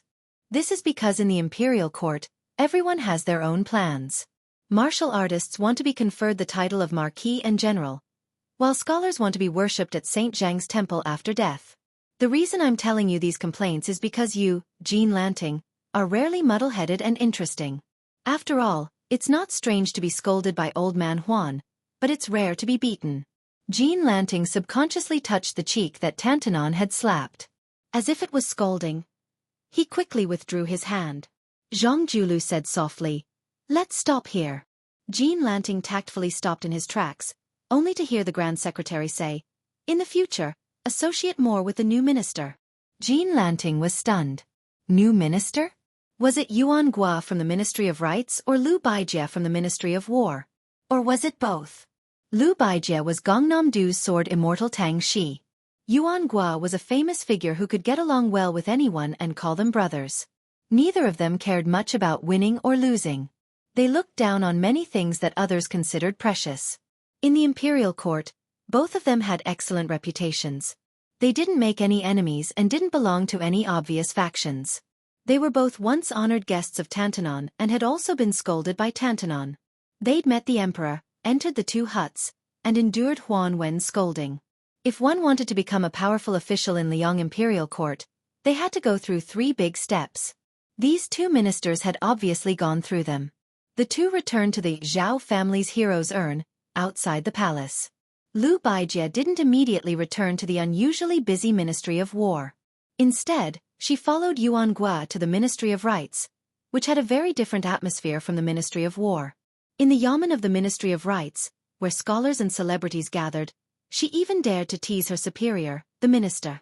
This was because when Yuan Gua, this old wine bug, took the initiative to bring a large chest, not containing books, but more than 20 bottles of Jianan spring wine that the emperor had bestowed upon him.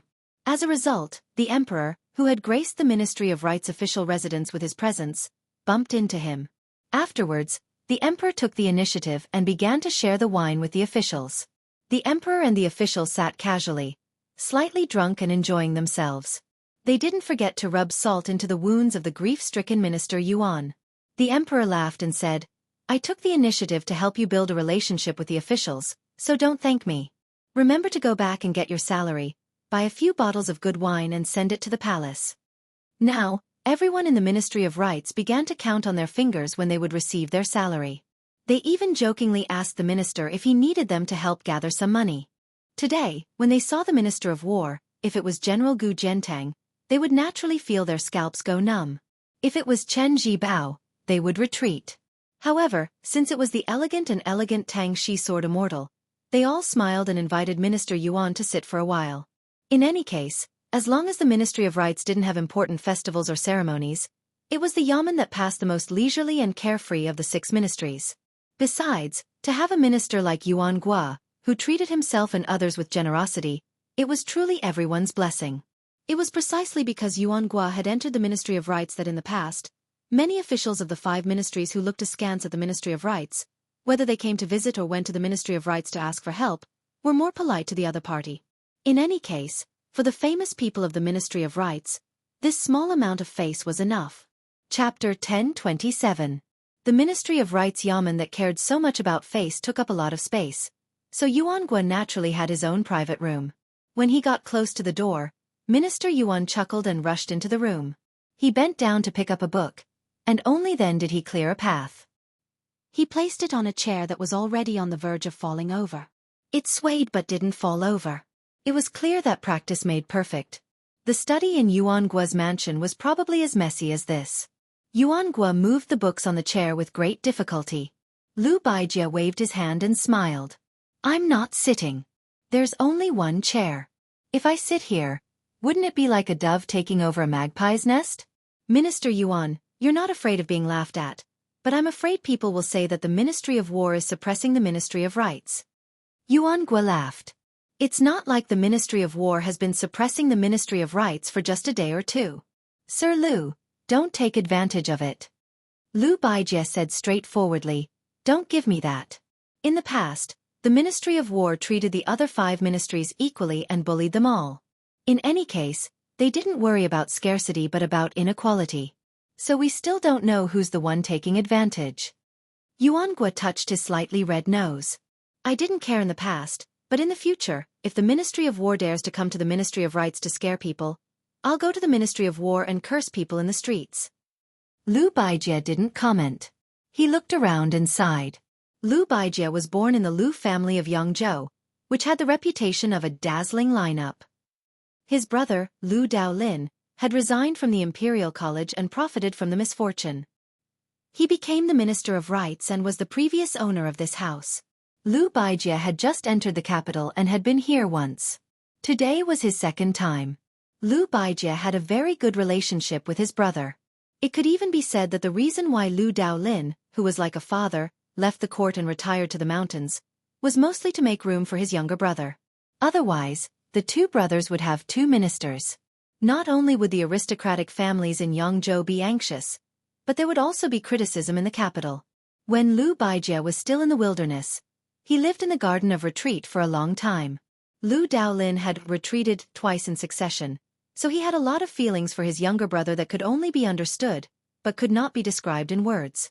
This was the knowledge that the sages rarely imparted. Yuan Gua slapped his head and pretended to be angry. "Well done, Sword Immortal Tongxi. So the reason why you took over my place was because you were scolding me for stealing Mr. Lu's house?" Lu Baijie didn't refute. She smiled and asked, "Where did you hide the wine?" Yuan Gua glared at him. "It's long gone." Lu Baijie said with a playful smile, "Do you think my reputation as Sword Immortal Tongxi is just a bluff? Even if I don't practice the sword anymore, how can I not smell the aroma of this wine?" Yuan Gua spread his hands. "There's really nothing left." Lu Baijie walked to the corner of the room, opened a pile of books, picked up a pot of wine, and shook it. Yuan Gua let out a dry laugh and hurriedly took out 2 wine cups hidden under the desk. He wiped them with his sleeve and gave each of them a cup, afraid that sword immortal Tongshi would steal the wine. "I'm not worried that the wine will cause trouble," he muttered. "If Lord Lu's important military affairs are delayed, I won't be able to bear the consequences." However, I had a flash of inspiration just now. Lord Lu's swordsmanship is outstanding, so presumably your alcohol tolerance isn't bad either. Drinking a cup or two shouldn't be a problem. Come, let's drink a little, just drink a little." Lu Baijie straightforwardly sat down on the floor. Yuan Gua placed a stack of books under his butt. The former drained the wine in her cup in one gulp, while the latter narrowed his eyes and drank slowly. Lu Baijie smiled and said, "Let's have a little drunken chat?" Yuan Gua glanced at the door. Perhaps he remembered that Minister Lu was an outstanding martial arts expert, so he withdrew his gaze and nodded. "What's going on?" "On my way here, I understood some things, but there are still some things I don't understand." "You and I got up and forgot, and didn't spread drunken chatter?" "Drunken chatter. The Ministry of War grasps many secrets that the 5 divisions don't know.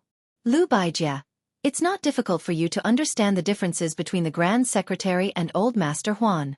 What you don't understand is why Old Master Huan didn't discuss things properly in the study of either side's mansion. Why did he openly confront each other in the court, right? The reason why you don't understand is because you also know that many people mistakenly believe that today's court assembly seems to have revealed a sign. In the past Yonghui year, for more than 20 years, apart from His Majesty, the Grand Secretary considered no one beneath him. Finally, in the first year of Xiongfu year, he quickly went downhill. It was time for him to gradually lower his head to the west. However, this is an extremely preposterous illusion. You and I are both well aware of this. Zhang Lu, after all these years, destroyed his own courtyard walls, abandoning Zhao Yuling, who was the most knowledgeable in Yonghui, abandoning the experienced and prudent Han Lin.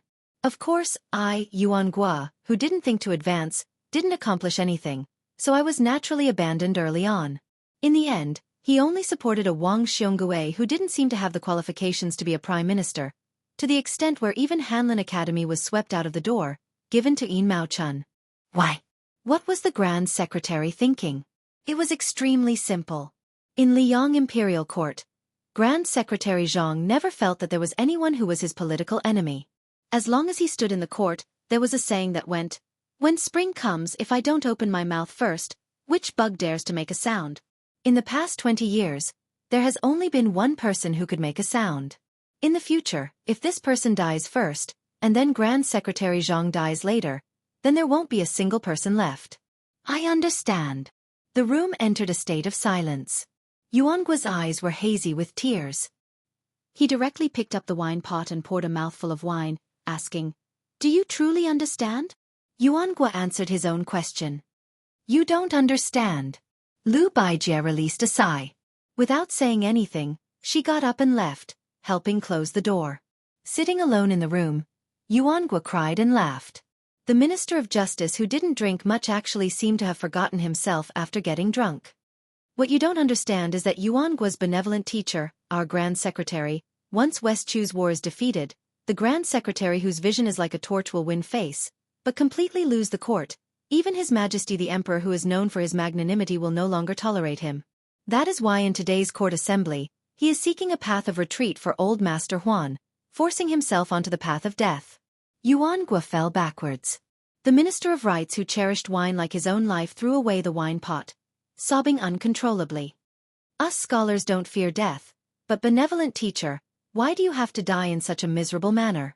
Today, Zhang Julu purposely let himself have nothing to do, also not thinking about things. Only then did he have the chance to go to an old and established restaurant that he had been interested in for a long time, drink a small half-pot of aged wine. However, it didn't seem as delicious as Huan Wen and the others said it was. Because he didn't take off his court uniform, the Grand Secretary's honorable self's visit made the restaurant's people feel both honored and fearful. Looking at the Grand Secretary from the distance, as long as this elder's chopsticks moved a bit slower, they all felt like they were about to be dragged out and beheaded. It really was because the Grand Secretary had never made an appearance in public in the capital. He wasn't like the other important ministers and leaders of the 6 ministries, each of them having their own temperament and hobbies, all of them having quiet places they often visited. However, Grand Secretary Zhang was different, forever only appearing in 2 places. the Minister Manor and the Imperial Palace. That was why this news spread with astonishing speed. However, there wasn't a single busybody who dared come over to join in on the fun. This was perhaps where Zhang Julu was truly terrifying. The #1 young master in the capital, Wang Xionggui's youngest son Wang Yuanran, who claimed to be a man who openly challenged Bailiang and His Royal Highness, had the fortune of following his father to Zhang Manor to pay a New Year's visit once in his youth. However, he was indifferently glanced at by the Grand Secretary, and from then on, he never went to Zhang Manor even if he was beaten to death. Great generals Zhao Jiao and Yang Shenxing, who established themselves in the spring and autumn period, their descendants could be considered Liang's most elite military descendants, yet they still hadn't seen this head of hundreds of officials in 20 to 30 years. It wasn't like a mouse seeing a cat, but rather a mouse seeing a tiger, giving others the feeling that they would lose a piece of flesh if they saw him once. Even the first Prince Zhao Wu, who had the most hope in the past, after provoking the Grand Secretary's precious daughter, he similarly couldn't bear the consequences. Zhang Julu didn't even need to say a single word. Even a pure prince was like this, let alone the imperial relatives who were estranged from the current emperor's bloodline, those pitiful people who were originally suppressed to death by Zhang Julu when he first came to power, who had always felt indignant, but didn't dare speak up. This old man who was very easily and indeed gradually aging, but who always made others forget his age, wasn't greedy for money, wasn't fond of beauties, didn't like delicacies, didn't like clear conversations, didn't worship Buddhism, didn't pass down poems. Everyone with intentions was waiting for him to make a mistake, yet he didn't. Just like that, day after day, year after year, he went back and forth between the mansion and the Imperial Palace. It was dull and tedious, but also impeccable. For an entire 20 years, there was no one who could be called below 1 person and above 10,000 people. Zhang Julu raised his head and put down his chopsticks. He saw a familiar, clear and beautiful face. She sat across from him at the table, propping up her cheeks. She had the same charming smile as her mother when she was young. The Grand Secretary laughed softly and said, "My drinking has even startled the great heroine Zhang?" Zhang Gaoxia still propped up her cheeks with both hands, blinking her eyes. Zhang Julu smiled and said, "Speak, other than looking at father, what else do you want from father? This time, I'll make an exception and agree to it first." Zhang Gaoxia giggled and said, "Little sister-in-law just complained to me. She said that this spring, second brother ran out every 2 to 3 days to borrow money to drink with prostitutes, and also had thoughts of taking in a concubine. Taking in a concubine is one thing, but that woman was from a brothel. Little sister-in-law couldn't persuade the stubborn third brother, so she could only pull me into her camp. I secretly went to see that woman. It didn't matter if she was from a brothel or not, but she was really fickle. Father, aren't you afraid of bringing shame to the family?" Zhang Julu frowned. Zhang Gaoxia raised her voice and said, "Father, you promised your daughter." Zhang Julu's brows relaxed and he nodded. Zhang Gaoxia, who originally didn't have any expectations, widened her eyes. However, something even more inconceivable was yet to come. Outside, it was the Grand Secretary, and at home, it was the Grand Secretary's father. He actually said, "Go take a look at your third brother's mansion." Chapter 1028. Zhang Gaoxia was overjoyed. It had to be known that the father of the 4 siblings was not like a father at all. Other than her, the daughter, the other 3 brothers had all established their own families. When they married and had children, Zhang Julu never showed up. No matter if the 3 sons of the Grand Secretary were successful or causing trouble, he never paid any attention to them. The entire capital laughed at the 3 sons of noble families, who were clearly of great birth but had no one to rely on. They were most likely children picked up from the streets. Zhang Gaoxia's third brother was Grand Secretary Zhang's least successful son. He was idle and no one was willing to take this coward out to play. He often carried a pigeon whistle with him and wandered around Graydon City. The eldest brother had entered an official career. Although his climb was slow, he could still be considered to have succeeded his father. The second brother was a true bookworm and could still make do. The third brother, Zhang Bianguan, could be said to be in a difficult situation. He was the worst. It was certain that he was not liked by the Grand Secretary father at home. Moreover, the bigger wastrels in the capital all disdained to be his drinking buddies. Zhang Gaoxia knew better than anyone that the 3 brothers, in their hearts, hoped that this taciturn father would look at them in the eye. They did not expect any praise, but even a scolding would be good. Zhang Julu walked out of the restaurant. Suddenly, he went back on his word and said, "I'm not going." Zhang Gaoxia's face was bitter and pitiful. Zhang Julu smiled and said, "Although he's not going, you can pass a message to the border. It's not good to rely on his eldest brother and second brother's salary to indulge in wine and women every day. Didn't he want to enlist in the army? Father can tell Gu Jiantang to let him go to Liaodong. Also, the family doesn't raise idle people. You ambitious girl, go out of the capital and play. As for where you can go wherever you want. Just don't write a letter to father asking for money." Zhang Gaoxia's eyes lit up. She said excitedly, "Really?" Zhang Julu nodded lightly. Zhang Gaoxia suddenly said, ruining the mood, "Father, you're not sick, are you? Did Uncle Huan make you so angry today? Daughter will help you get back at him. See if I don't eat and drink until the Huan manor is poor." The Grand Secretary laughed softly and said, "Promising." Then he added, "Let me say this first. You can go anywhere in Liang, but you can't go to Bailiang Circuit, you can't go to Yanqi Circuit, and you can't go to Guangling Circuit." Zhang Gaoxia replied with an "oh," then counted with his fingers and said, "Gongnam-do is the fourth, and the Liao is the fifth." She finished listing all the Taoists in Liang in one breath and said with a smile, "Then I'd better stay at home and not get married for the rest of my life. I can't go anywhere anyway." Zhang Julu angrily took the reins from the restaurant's manager, who was treading on thin ice, and handed it to his daughter. He smiled and said, "Don't be so glib with your father. Quickly go and tell your sister-in-law the good news." Zhang Gaoxia made a face and mounted his horse, galloping away in a cloud of dust. Zhang Julu stood in the same place. How could the manager dare to argue with the Grand Secretary for forgetting to pay the bill? Besides, when the Grand Secretary was here, no one dared to court death. However, the manager dared to guarantee that there wouldn't even be a place to stand in the restaurant tomorrow, let alone a place to sit. The manager had already quietly turned around but was stopped by the Grand Secretary. The manager's face stiffened as he turned around, not knowing what to do. Zhang Julu smiled and said, "Manager, I ate and drank your wine for free.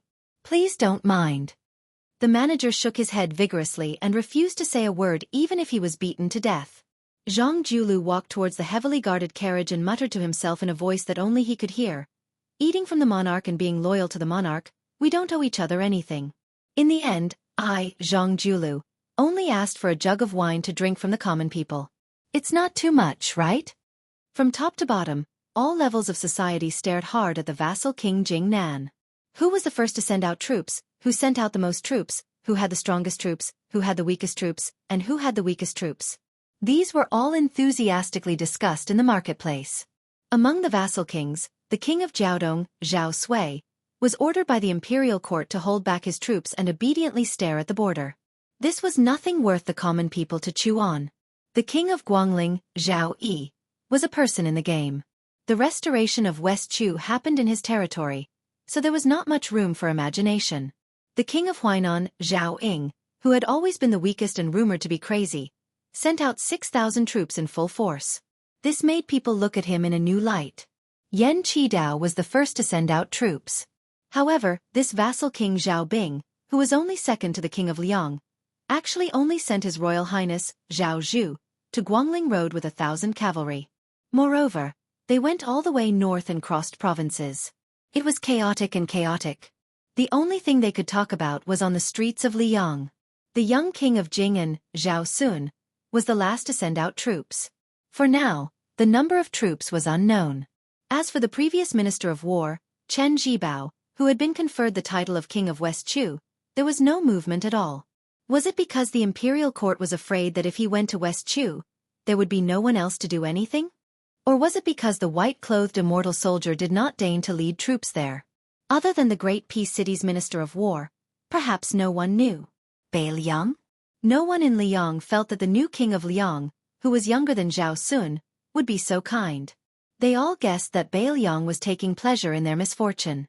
It was fortunate that Liang did not hit them when they were down. The horses' hooves moved, the bowstring rang, and 10,000 taels of gold.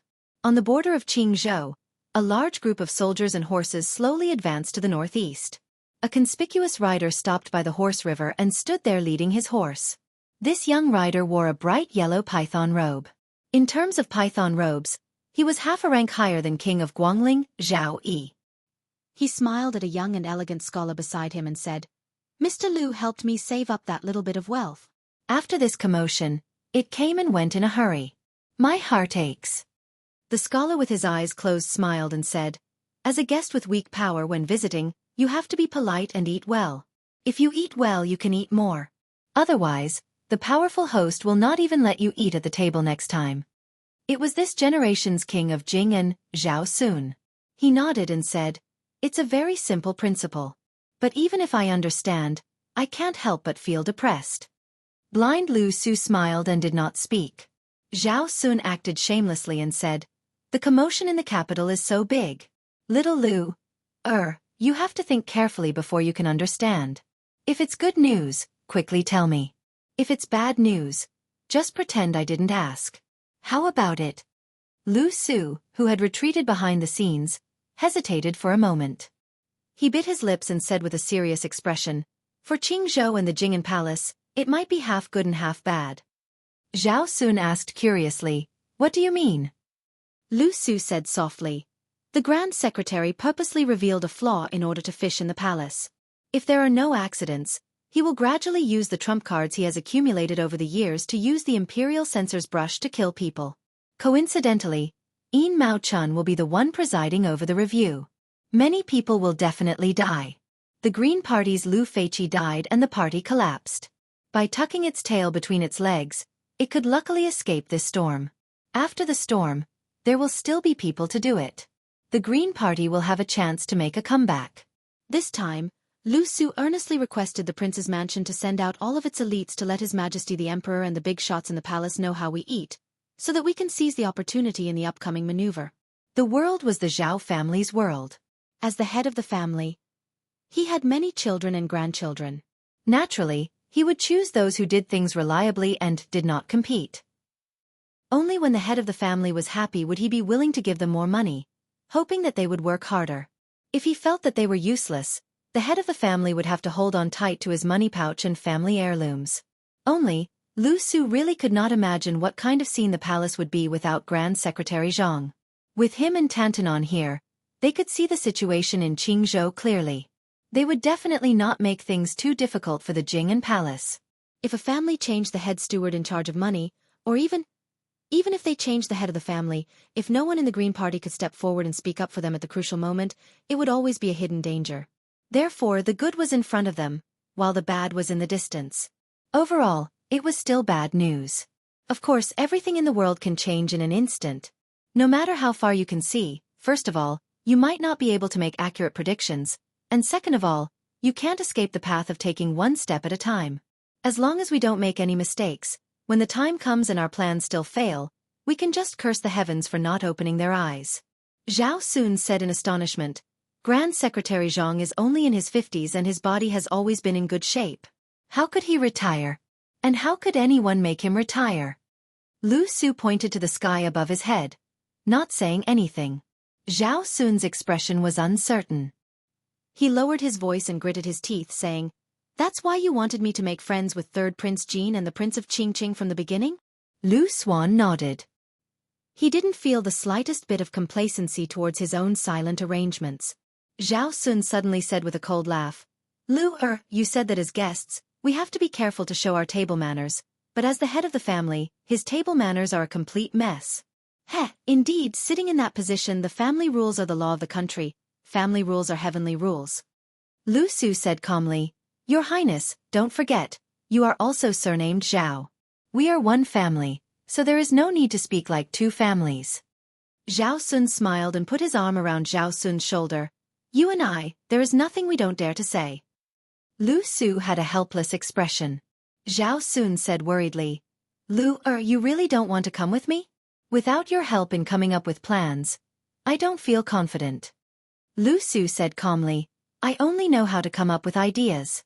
I am an outsider when it comes to military formations. Moreover, Your Highness' trip this time isn't for military achievements. Of course, even if you want to, you won't be able to. Once you defeat these 6,000 people in one go, you will meet with that crown prince in ragged clothes in secret. Then, it will be considered a great success." Zhao Sun couldn't bear it. Can't you just leave 2 or 3,000 soldiers behind? Can't you just leave 1,000 behind secretly? Lu Xuan's face was expressionless. He turned his head and looked at this king of Jing, and who he had always called his highness. Zhao Sun hurriedly raised his hands. I will listen to you, okay? Seeing that this Mr. Lu didn't move, Zhao Sun reluctantly whispered, I am really leaving? Lu Su stretched out a hand and signaled him to get on the horse. Zhao Sun got on the horse. Lu Su hesitated for a moment, then looked up and said, Remember, there are only 2 things for this trip. First, try to win more trust from Zhao Zhuan. Second, use the 6,000 lives to win the hearts of the people. Zhao Sun lowered his head to look at this blind strategist who was doing his best for the Prince of Jing'an's estate. He gave a heavy N and urged his horse to leave. The young king had a heroic spirit in his heart that said, I also have Yuan Benshi by my side. Chapter 1029. A large and imposing caravan slowly headed south. The size of the caravan far exceeded that of the newly appointed Ding Ding Great General Lu Shengxiang. Among the 200 or so people, 80 of them wore fine golden sabers. The remaining 100 or so cavalrymen wore black robes and carried different weapons. However, without exception, each of them had an eye-catching copper-embroidered fish pouch hanging from their waists. The number of carp tails embroidered on the copper pouch also varied. Some had 7 tails, while some had 4 or 5 tails. This meant that they were Jianghu warriors who had performed meritorious deeds for the imperial court of Liang. They were no longer considered to be in the wilderness, but had the official status of an official. With this bag, they could enter the passes and cities without the need for an identity card. The Jianghu martial artists of Liang were all proud to have a copper-embroidered fish pouch. Lu Hao's pouch was embroidered with 8 golden fish. It was just that the celestial state master didn't carry it with him.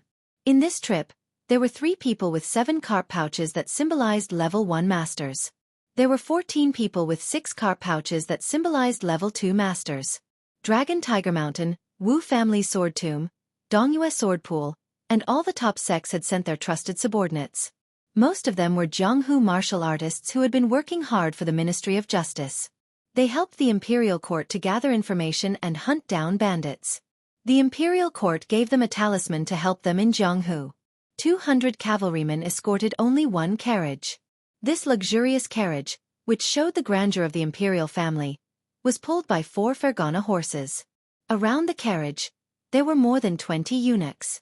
First-class experts with 6 or 7 tails embroidered on their copper-yellow fish bags were mixed in. Each of them performed their own duties in an orderly manner. They went all the way south and didn't stop after passing through the city. They only camped in the wild.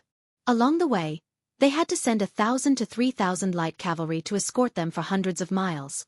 The distance between them was always 1 mile.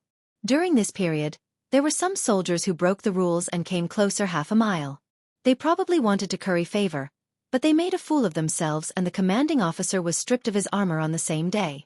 For more than half a year, even the Jin Wu elite cavalry and those copper and yellow fish bag experts had not seen the curtain of the carriage completely pulled up even once. There was a special eunuch in charge of the delivery of food and drink. Every time, he would kneel in front of the curtain and speak in a low voice. Afterwards, a hand would lift up a corner of the curtain and take the food box. Next time, the new box would be replaced with the old box, and so on. At first, some people guessed that the person sitting inside was Lu Hao, who was said to be separated from the immortals on Earth. But later, they found out that there were eunuchs who needed to clean the toilet. Most of them were told that they had to go to the capital at the last minute. They didn't know what to do and after meeting with Zhao's spy, they had to leave immediately. They didn't even have time to inform their elders, parents, their families, and their children. And so they took of it. Of course, of the crown of the imperial court. Of Wang. Otherwise, what kind of person or object in the world would be worth the trouble of these top-class masters who were equal to half of the forces in Jianghu? The reality of the carriage was unexpected. There were only 2 people. An old eunuch leaned against the wall of the carriage and dozed off. His bright red robe showed that his identity was not ordinary. His real name had long been lost in the passage of time. He was a remnant of Dongyue. When he entered the Dongyue palace, he was like most eunuchs. He took a senior eunuch as his adoptive father, and was given a name by his master, who had a higher status than his biological father. Only then did he truly enter the door. It must be known that in the chaotic times of the spring and autumn period, there were countless pitiful people who cut off their descendants' roots. They never thought that they wouldn't be able to become eunuchs. This old eunuch who was now worthy of the title of Diao Temple was called Zhao Saiku. He was already in his 40s when he arrived in Grayton City. His second master worked in the Imperial Horse Directorate in Grayton City's Imperial Palace, but he also didn't become a eunuch. Zhao Saiku, on the other hand, was the most inconspicuous of his disciples. He slowly climbed up the ranks. He had been in charge of the Treasures Directorate and the Directorate of Ribbon Insignia, and served 2 emperors of Liang. He was watertight. After so many years, he didn't make a single mistake. Even Han Shengxian was not stingy with his smile when he saw this colleague. Zhao Saiku was indeed one of the few eunuchs who didn't need to avoid the Diao Temple. Zhao Saiku and the master of the current Directorate of Ceremony, Song Tonglu, were best friends. The 2 old eunuchs were rivals and coincidentally died on the same day, month, and year. After Song Tonglu became the head eunuch, he didn't care about old friendships with anyone, including his master. He only treated Zhao Saiku like a junior. 2 successive emperors of Liang had a whole new level of respect for the same person. It was clear that Zhao Saiku's skills were profound. The old eunuch with a frail body sat cross-legged, unable to hide his tiredness as he dozed off. His movements were too big and he woke up with a start. His face was drowsy, as if he had dreamed of something. The old man sighed softly. Liang had taken over the spring and autumn period, the territory, the gold and silver, the armory, and even the concubines. These things were either reasonable or flawed, but they were not criticized by others. However, there was one action that the late emperor of Liang had taken that was criticized both internally and externally. He had taken in almost all of the eunuchs from the 8 fallen countries of the spring and autumn period. This had led to the imperial palace of Great, and to become overcrowded and bloated. There were no less than 12 supervisors, for departments, and 8 bureaus, and 24 yamens. At the time, both the military and civil officials of Liang didn't quite understand this. The new dynasty was about to take advantage of the situation to fight a decisive battle with the Beimang barbarians. How could they care about these eunuchs who only knew how to gossip? However, the late emperor of Liang turned a deaf ear to this. The old grand secretary, who was Zhang Julu's master, sent a series of memorials, but all of them disappeared without a trace. As the war gradually came to a halt, the eunuchs knew their place and were surprisingly loyal to their new masters. In the past 20 years, they had been cautious and conscientious. They had only heard of the old eunuchs dying of old age in the imperial palace. They had never heard of anyone causing trouble in the imperial palace. Although the human cat Han Shengxuan's contributions were inseparable, it was clear that these eunuchs were grateful for the late emperor's mercy. They didn't have to be homeless after the fall of their country. Other people who had lost their country could still rely on their skills to survive, but it was easier said than done for them. Chapter 1030. The old Martin Temple glanced at the corner of the carriage from the corner of his eyes and lowered his eyelids. He was used to it. A middle-aged man was sleeping peacefully in the corner. He was handsome and had a vertical scarlet mark between his eyebrows, as if there was another eye in addition to his eyes. 8 years ago, the old Martin Temple was in charge of the Directorate of Ceremonies and was in charge of the imperial edicts and talismans. In just 2 years, he was transferred to the Directorate of Treasures. After the sudden death of man and cat, the old eunuch who was ready to enjoy his old age was not promoted to the Directorate of Ceremonies, nor was he free. Instead, he was led by 2 chi cultivators who were independent of the Imperial College to see an object. Zhao Siku went from incredulous to calm and finally to numb. In less than half a year, no matter how rare an object was, it could not withstand staring at it from day to night. From that day onwards, Zhao Siku came in contact with secrets that ordinary people would not know in a few lifetimes.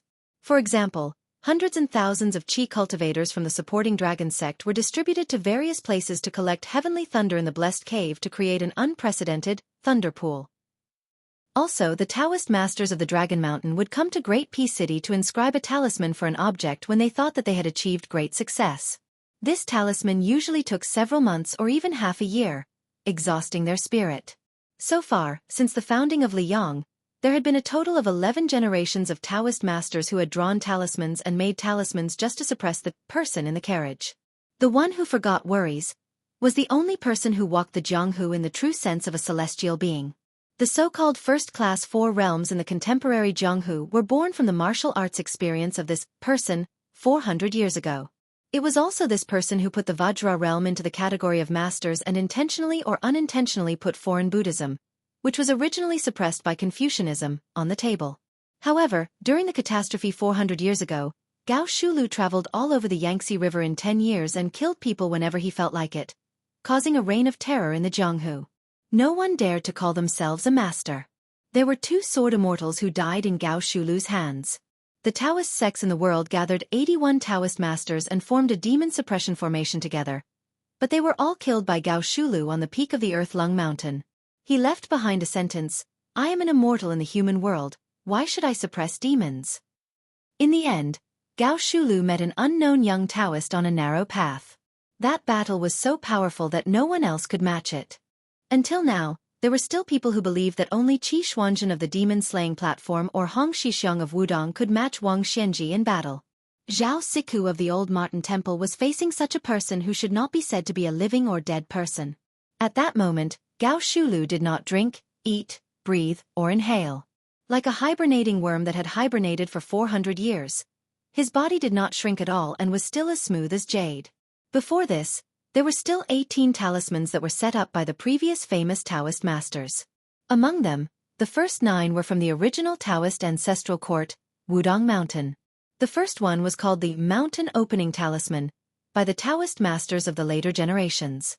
It was the work of the unknown young Taoist who put Gao Shulu into a deep sleep. Just one talisman was enough to support more than 10 famous Taoist mountains and Qi cultivator sects in the future. Zhao Siku tugged at the expensive thick furry marten hat. The old man was not a master and had never practiced martial arts. Even if there were 10,000 Zhao Siku, he would not be a match for Han Shengxian. He was old, so he could not stand the cold spring. Zhao Siku also thought about why Zhao Shi was willing to let him be the person in charge. Was it because he did not know martial arts? Was it because he had been walking on thin ice for 20 years and did not overstep the rules? Or was it because Han Shengxian had some last words for the emperor before he left the palace? The corners of Zhao Siku's mouth twitched. He looked at the celestial who looked like a clay bodhisattva. He wanted to speak but stopped. After so many years of caution, the old man finally stopped talking to himself. Zhao Siku? The old Martin Temple snickered. What was he most afraid of all these years? He was most afraid of talking in his sleep. What was so difficult about talking to people and ghosts? The difficult part was speaking the truth. Zhao Siku had thought that he would die of old age in this life and close his eyes with a belly full of secrets. He had not expected that in the end, the Bailiang that the young master was loyal to would silently send him a message. It was a message from an inconspicuous palace maid. Zhao Siku did not doubt it. The message was divided into 2 parts. The first part was what the young master had said before he left. Only Zhao Chongling knew and Zhao Siku knew. The second part was probably the young talent Zhao Chongling had entrusted to the talent Li Yishan and the like. Zhao Siku sank into deep thought. He came from the Green Pavilion Zhao clan. That had once been one of the 10 great clans of the spring and autumn period. But he did not know why Zhao Chongling, as the eldest grandson of the first wife, did not inherit the family business and instead joined the Su family. It could be said that without the support of Zhao Chongling's family, the butcher Su Xiao would not have been able to stand out so quickly among the generals in Liang. Zhao Siku did not have any loyalty to the Green Pavilion Zhao clan. He only clearly remembered the young master's style, and the favor of protecting him. What Zhao Siku could do was to give Bailiang the detailed route to the south and the details of their military preparations. The secret in his heart that had been sealed for 20 years was like a jar of old wine being opened. He drank it all in one gulp and spat it out quickly. Zhao Siku habitually extended 2 withered fingers and furrowed his brows. He really could not understand what Bailiang would use to fight for this celestial. There were 2 keys, and they were divided into 2 parts: opening and unsealing. The method to open it was in his hands. The method to seal Gao Shulu was in the hands of the Qi cultivators in the dark. Even if Bailiang succeeded, it was just a hot potato. No one knew what Gao Shulu would do when she woke up 400 years later. Once the mountain opening seal was torn, who could seal the mountain and barely speak to Gao Shulu? Otherwise, Would a madman who killed all the experts in the world be willing to listen to half a word of nonsense? Zhao Siku looked at the middle-aged man who was sitting on the ground with a calm expression and said softly, "I, the old eunuch, was given the name Siku by my master. All these years, other than being tired of scheming against each other, I can't say that I've suffered much. You, Gao Shulu, are said to be a celestial being who forgets worries. I heard that the so-called forgetting worries is a Buddhist way of speaking. It's just that other than sealing your 6 senses, you've also sealed 2 other senses. Only then will you be free. This kind of freedom is unimaginable to me, a layman who has been rolling in a muddy vat. But I think that I have been sealed off by so many Taoist masters for 400 years. How can I forget about the 2 words worry-free? Sigh, forget it. Although you can't bear to see and hear, I don't want to add insult to injury." The old Martin Temple was nagging. A sharp screech suddenly sounded. Zhao Siku was not frightened. Instead, he felt relieved. The old man was curious about what Bailiang would use to challenge them. Although they were already at the edge of the southern border of Jingji, if Bailiang had thousands of troops lying in ambush here, even if it was just a temporary instigation, it would be too scary. This was tantamount to an indirect rebellion. The truth must have caught the old eunuch, Liang, and even Bailiang unprepared. There were only 3 riders at the end of the post-house road as far as the eye could see. The rider on the left was a skinny young man with the rough outline of a Baimang man. He stared at the 200 riders opposite him with burning eyes and a smile. There was a saying in the Central Plains that said, "Wolves travel 1,000 miles to eat meat." The rider on the right was carrying a broken spear. The rider in the middle was a man in white with a feminine appearance. He was extraordinarily handsome. The group escorting Gao Shulu to the south to target Chao Chongqing did not stop. They continued to move forward. The old eunuch lifted a corner of the curtain and said softly, "Oh." It turned out to be the devil of Zhulu Mountain. Zhao Go had records that the man in white who had blocked the useless monk was Luo Yang, Baimang, and also the world's #1 devil. It was just that for some reason, she had entered Zhulu Mountain.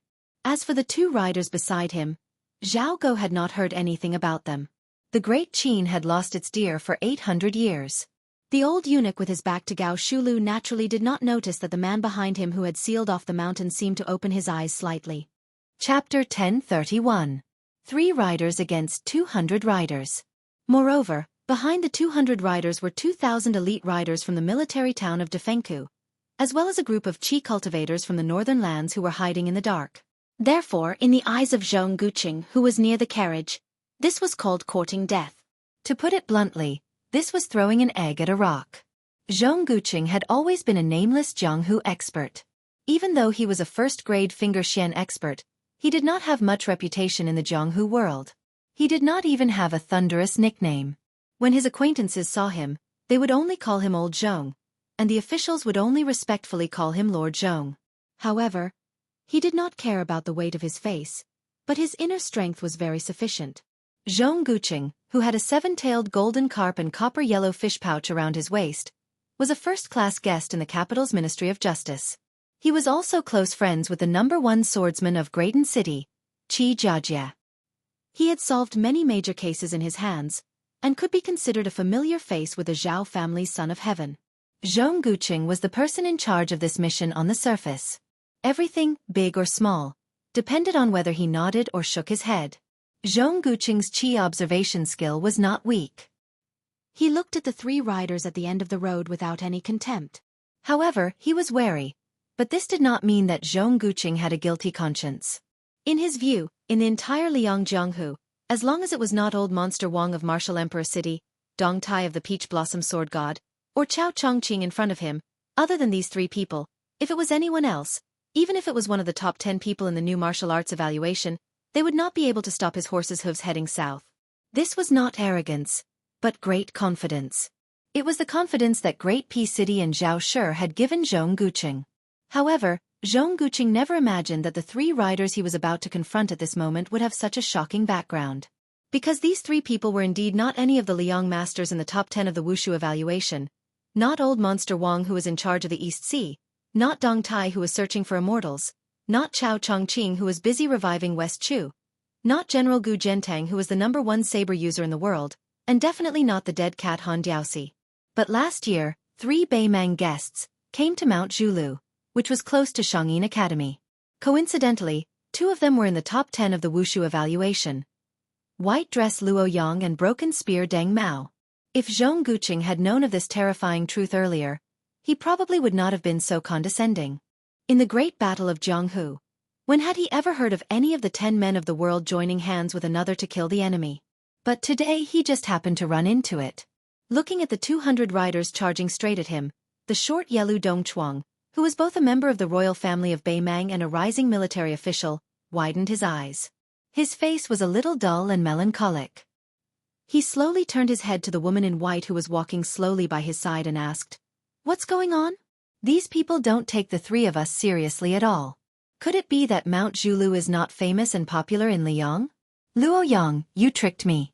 What did you tell me at that time?" "You said that the devil cult on Mount Zhulu was the target of public criticism, and that as long as I went up the mountain, there would be endless masters to kill. But in the end, there wasn't even a fart." "That's fine. After all, Mount Zhulu is not easy to find, but why is it still so useless in Jianghu? You can't scare people." "Luo Yang, you're not being honest. After this killing trip, I won't accompany you to play in Liang anymore. Isn't there a war in Gusai State and Longyao State? I have to go to the South Court to earn military merits. Otherwise, that fatty dong will definitely leave me far behind." Luo Yang ignored the short man who was grumbling like a woman. She said calmly, "Deng Mao, I'll leave the 2,000 riders at the back to you to delay. How much you kill depends on your mood. As for the chi cultivators in the hiding place, Yelu Dongchuang, you kill them. You don't have to deal with those on the road." Deng Mao nodded and had no objection. Yelu Dongchuang immediately said anxiously, "Surnamed Luo, you're bullying me because I'm not one of the 10 men of the martial arts world, right? Are you looking down on me? I'm still young. Let's see who's more powerful 10 years later." Luo Yang turned her head calmly and looked at this proud son of heaven from the grassland of Beimang. Yelu Dongchuang shrank his neck and immediately shut his mouth. Back then on the grassland, he was ordered by the Empress to lead the troops to intercept and kill the white-robed devil. In the end, she almost took the head of the general in the army. Since then, he had been traumatized. He was only afraid of 3 women in the world. The Empress whom he could privately address as aunt, that damned fat chick Murong Longshui who liked to bully him since young, and Luo Yang who had never smiled at him. Yelu Dongchuang hesitated for a moment. In the end, he still did not have the guts to challenge Luo Yang. He obediently turned his horse around and dashed out of the road to find trouble with those sneaky chi cultivators. Deng Mao glanced at the carriage and asked softly, "Both you and I have sensed the strange phenomenon just now. Is it really all right?" The corners of Luo Yang's mouth curled up, and he said something that Deng Mao could not understand. "It's fine. The worst outcome is nothing more than an old friend meeting. Besides, this person might not really get involved. I guess if Wang Xianji doesn't come, even I may not be able to make him come back to his senses." Deng Mao had always been a man who did not like to get to the bottom of things. Seeing that she did not care, he could not be bothered to worry unnecessarily. Moreover, Deng Mao did not treat the white-robed devil who ranked higher than him in the martial arts assessment as a woman. A devil who could kill Beimang twice and a woman who was almost on par with the top 3 in the martial arts assessment. Which man had the right to love and dote on her condescendingly? Deng Mao took another look at the carriage and then went out of the road without hesitation to intercept the 2,000 cavalrymen and not let them create trouble. Luo Yang waited for the 2 of them to leave. She had some unknown regrets in her heart. If she was at the peak of martial arts, so what if Gao Shulu was in the carriage with her? At that time, she had returned the cultivation that she had painstakingly accumulated for 800 years to that person. Although he had returned it to her after the battle with Wang Xianji, in the process, he had lost 20% of his cultivation. At this time, not to mention Wang Xianji and Tuoba Bodhisattva, who originally had a gap between them, she was afraid that even Dong Tai, who had turned his cultivation into cultivation, might not have much chance of winning. Luo Yang was somewhat self-deprecating. After all, she was still a woman. In the world 800 years later, even if a woman could become an emperor, the pugilistic world still did not allow a woman to be the most powerful person in the world. 800 years ago and 800 years later, it was still the same in the pugilistic world. Chapter 1032. When Zhong Guqing saw the 2 riders leave the post house, he did not lower his guard. Instead, for the first time, He felt suffocated as if he was facing a great enemy. The 200 riders moved forward steadily. The distance between the two sides was less than 100 paces. Even the master with the worst eyesight, who had 3 or 4 copper-yellow fish pouches, recognized that the white rider was actually a woman with a feminine silhouette but a vigorous heroic spirit. Wasn't there only the purple dress of Mount Huishan in the limelight in Liangjianghu? Who was this divine being? The 6 riders at the front rode fast, ready to take the first prize for the imperial court. Among the 6 riders, there was a famous swordsman, a machete man, and a renowned boxing master. The 6 riders were outstanding. At the same time, they covered each other and cooperated skillfully. This was the realm that masters who had reached a certain level should have. The machete man was the first to attack. He used his family's unique skill, the knife-throwing technique, which could be considered an unpopular martial art evolved from the flying sword technique. The knife split the air and went straight for the white-clothed woman's head. Luo Yang did not look at the curved knife that spun into a circle and fell from the sky. With a glance, she took in all the 6 or 7 gold carp pouches, including Zhong Guqing. 1 person and 1 horse continued to move forward slowly. She only stretched out a finger and gently tapped 6 times in the air. The leading 6 riders, including the lackey of the imperial court who thought that his knife-throwing technique had reached a higher level, continued to charge forward. However, their heads seemed to be blocked by a wall. Not only did their heads stop abruptly, their bodies also swayed back and then fell heavily on the post house, dying on the spot. Finally, the belated throwing knife came. Luoyang, who had 6 fingers on her left, put 2 of her fingers together and lightly brushed the blade of the knife. The throwing knife spun in front of her, and with a speed that was countless times faster than its original speed. It was so fast that it seemed like the knife had directly disappeared in front of everyone's eyes. Then, several Jinwu guards were dismembered on the backs of their horses. Only then did everyone realize that this was not some fancy method that was all bark and no bite, but a real bloody killing move. Not only that, the 6 ownerless warhorses continued to charge forward in a daze. When they were 20 steps away from the white-clothed woman, the ground of the post house shook violently. The 6 horses' hooves were lifted into the air and shattered into 6 masses of scarlet mist. The white-clothed woman casually passed by the 6 pools of blood. That knife was finally stopped by a 6-fish copper pouch expert. Luo Yang was expressionless. Her 2 fingers swiped forward on her shoulder like she was pushing out a 3-foot sword. Then, she formed a 3-foot purple sword energy that flashed. That Master Realm expert did not have time to dodge at all. A hole appeared on his forehead. When he fell off the horse, he died with his eyes wide open. Luo Yang suddenly stopped her horse. She had a calm and arrogant attitude. This made Zhong Guqing, who was caught off guard, feel a chill down his spine. How could this extremely young woman be so arrogant and rude? She did not mind them making a countermeasure at all. Zhong Guqing didn't care about his face. He signaled the other 2 experts of the 7 cops with his eyes. There was no need for words to communicate, and they already had a plan. They could clearly see that this woman was at least a peak expert who had immersed herself in the finger-profound realm for many years. Zhong Guqing, who was originally in the finger-profound realm, even faintly sensed that this woman wanted him to experience what the finger-profound realm was. Even with Zhong Guqing's transcendent status, he did not have the ability to get in touch with the secrets of the divine martial city. Naturally, he did not know that in the destroyed city, there was a woman who allowed Song Yanqing, a grandmaster of the sword who had 14 swords, to use all 14 of his new moves before she kindly taught the old grandmaster of the Dongyue sword pool how to use the sword. However, even if Zhong Guqing knew this terrifying secret, he didn't have time to worry about it. The 200 riders burst out with a fighting strength that matched their strength. The 16 archers holding the golden guards began to draw their bows and shoot. Some concealed weapon experts didn't care about their hidden skills and taught them everything they had. Several chi controlling experts didn't even care about exhausting their essence, chi, and spirit. They didn't care about the results and rode their weapons to attack the woman from a distance. This magnificent scene of a large group of experts attacking together was not common in Jianghu.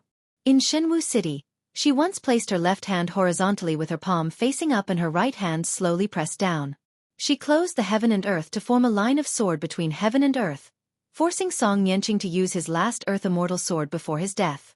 Today, she was much more casual. She still held 2 fingers together and casually waved them left and right in front of her. As if the heaven and earth were at her disposal, She also waved them left and right. Those bows, arrows, and concealed weapons began to sway in the air and fell to the ground around her horse. Zhong Guqing's face was gloomy. I dare to stand shoulder to shoulder with heaven and earth in the heavenly image state. But so what? You're just one person on the posthouse road. The heaven and earth are vast, but they're not your lackeys. There's a limit to a person's strength. Even if the righteousness and sincerity of a person for a lifetime were declared to the heaven and earth in exchange for a moment of resonance with heaven and earth, how could one be so arrogant as to truly stand shoulder to shoulder with heaven and earth for a long time? Zhong Guqing raised his hand and waved it fiercely, indicating for the 200 riders to continue shooting with all their might to exhaust the woman's internal energy. Since she was willing to be a target, then let her show off. The old eunuch Zhao Siku lifted the curtain and rubbed his eyes. He did his best to see the fight on the posthouse road. This Diao Temple was a martial arts layman, so he only thought it was interesting to watch. The old man with 2 secret talismans on his withered arms felt his heart tighten for no reason. He quickly turned his head and stared at the half-dead person. He didn't notice anything strange. Curling his lips, the old eunuch continued to stare at the posthouse road. The woman seemed to be getting impatient and was ready to fight. Zhao Siku smiled bitterly. The more chaotic it was, the better. Only with chaos would the Bailiang have a chance. Otherwise, Zhao Siku didn't think the Bailiang would be able to snatch food from the tiger's mouth. At this moment, everyone was shocked. Everyone, including the 4th most powerful person in the world, Luo Yang, was no exception. With a faint smile, she squinted her eyes and looked at the carriage. More than 200 riders turned their heads and looked at the middle-aged man who was bending over to lift the curtain and stretch his body. From his body, glittering golden talismans slowly fell and disappeared.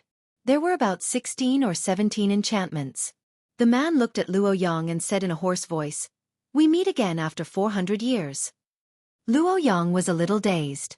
That year, Gao Shulu fought to her heart's content with a young Taoist priest. Afterwards, Gao Shulu didn't hibernate in the mountains like the rumors said. Instead, the 2 of them had a conversation on the shore of the East Sea. She happened to be watching the sea, so the 2 of them didn't deliberately avoid her from listening. The young Taoist priest who had never used his sword and wandered the world made a bet with Gao Shulu. He bet that Gao Shulu wouldn't be able to solve that talisman. At that time, Gao Shulu was so conceited that her eyes were as high as the sky. In all things under the heavens, there was always something to subdue.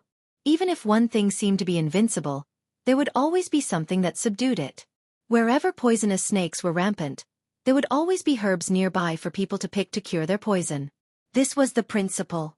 If Wang Xianji was Li Chuangong's subdued person, then that young Taoist was Gao Shulu's subdued person. After the talisman, the Taoist priest came back to his senses. He smiled apologetically at Luo Yang and quickly disappeared between heaven and earth. It had only been 18 years since he came to this world. He had only seen her once and never met her again. Only Luo Yang knew that the Taoist priest wasn't the reincarnation of Ancestor Lu, but that person. Gao Shulu sat cross-legged and looked up at the distant northwest. "If you don't come, I'll really start a massacre." Everyone felt like a spring breeze was blowing on their faces. A wavering purple and gold figure appeared in the blink of an eye. It was like the legendary immortal who had gone out of his body. Then the 200 riders were frightened and retreated one after another. That blurry figure and that face, if it wasn't Su Fengnian of Bailiang, who else could it be? This Su Fengnian pretended to lead the horse for the woman in white and looked at Gao Shulu with a smile. "The 9th time I was in a trance. I was originally sitting on the top of Kunlun and watching the East Sea.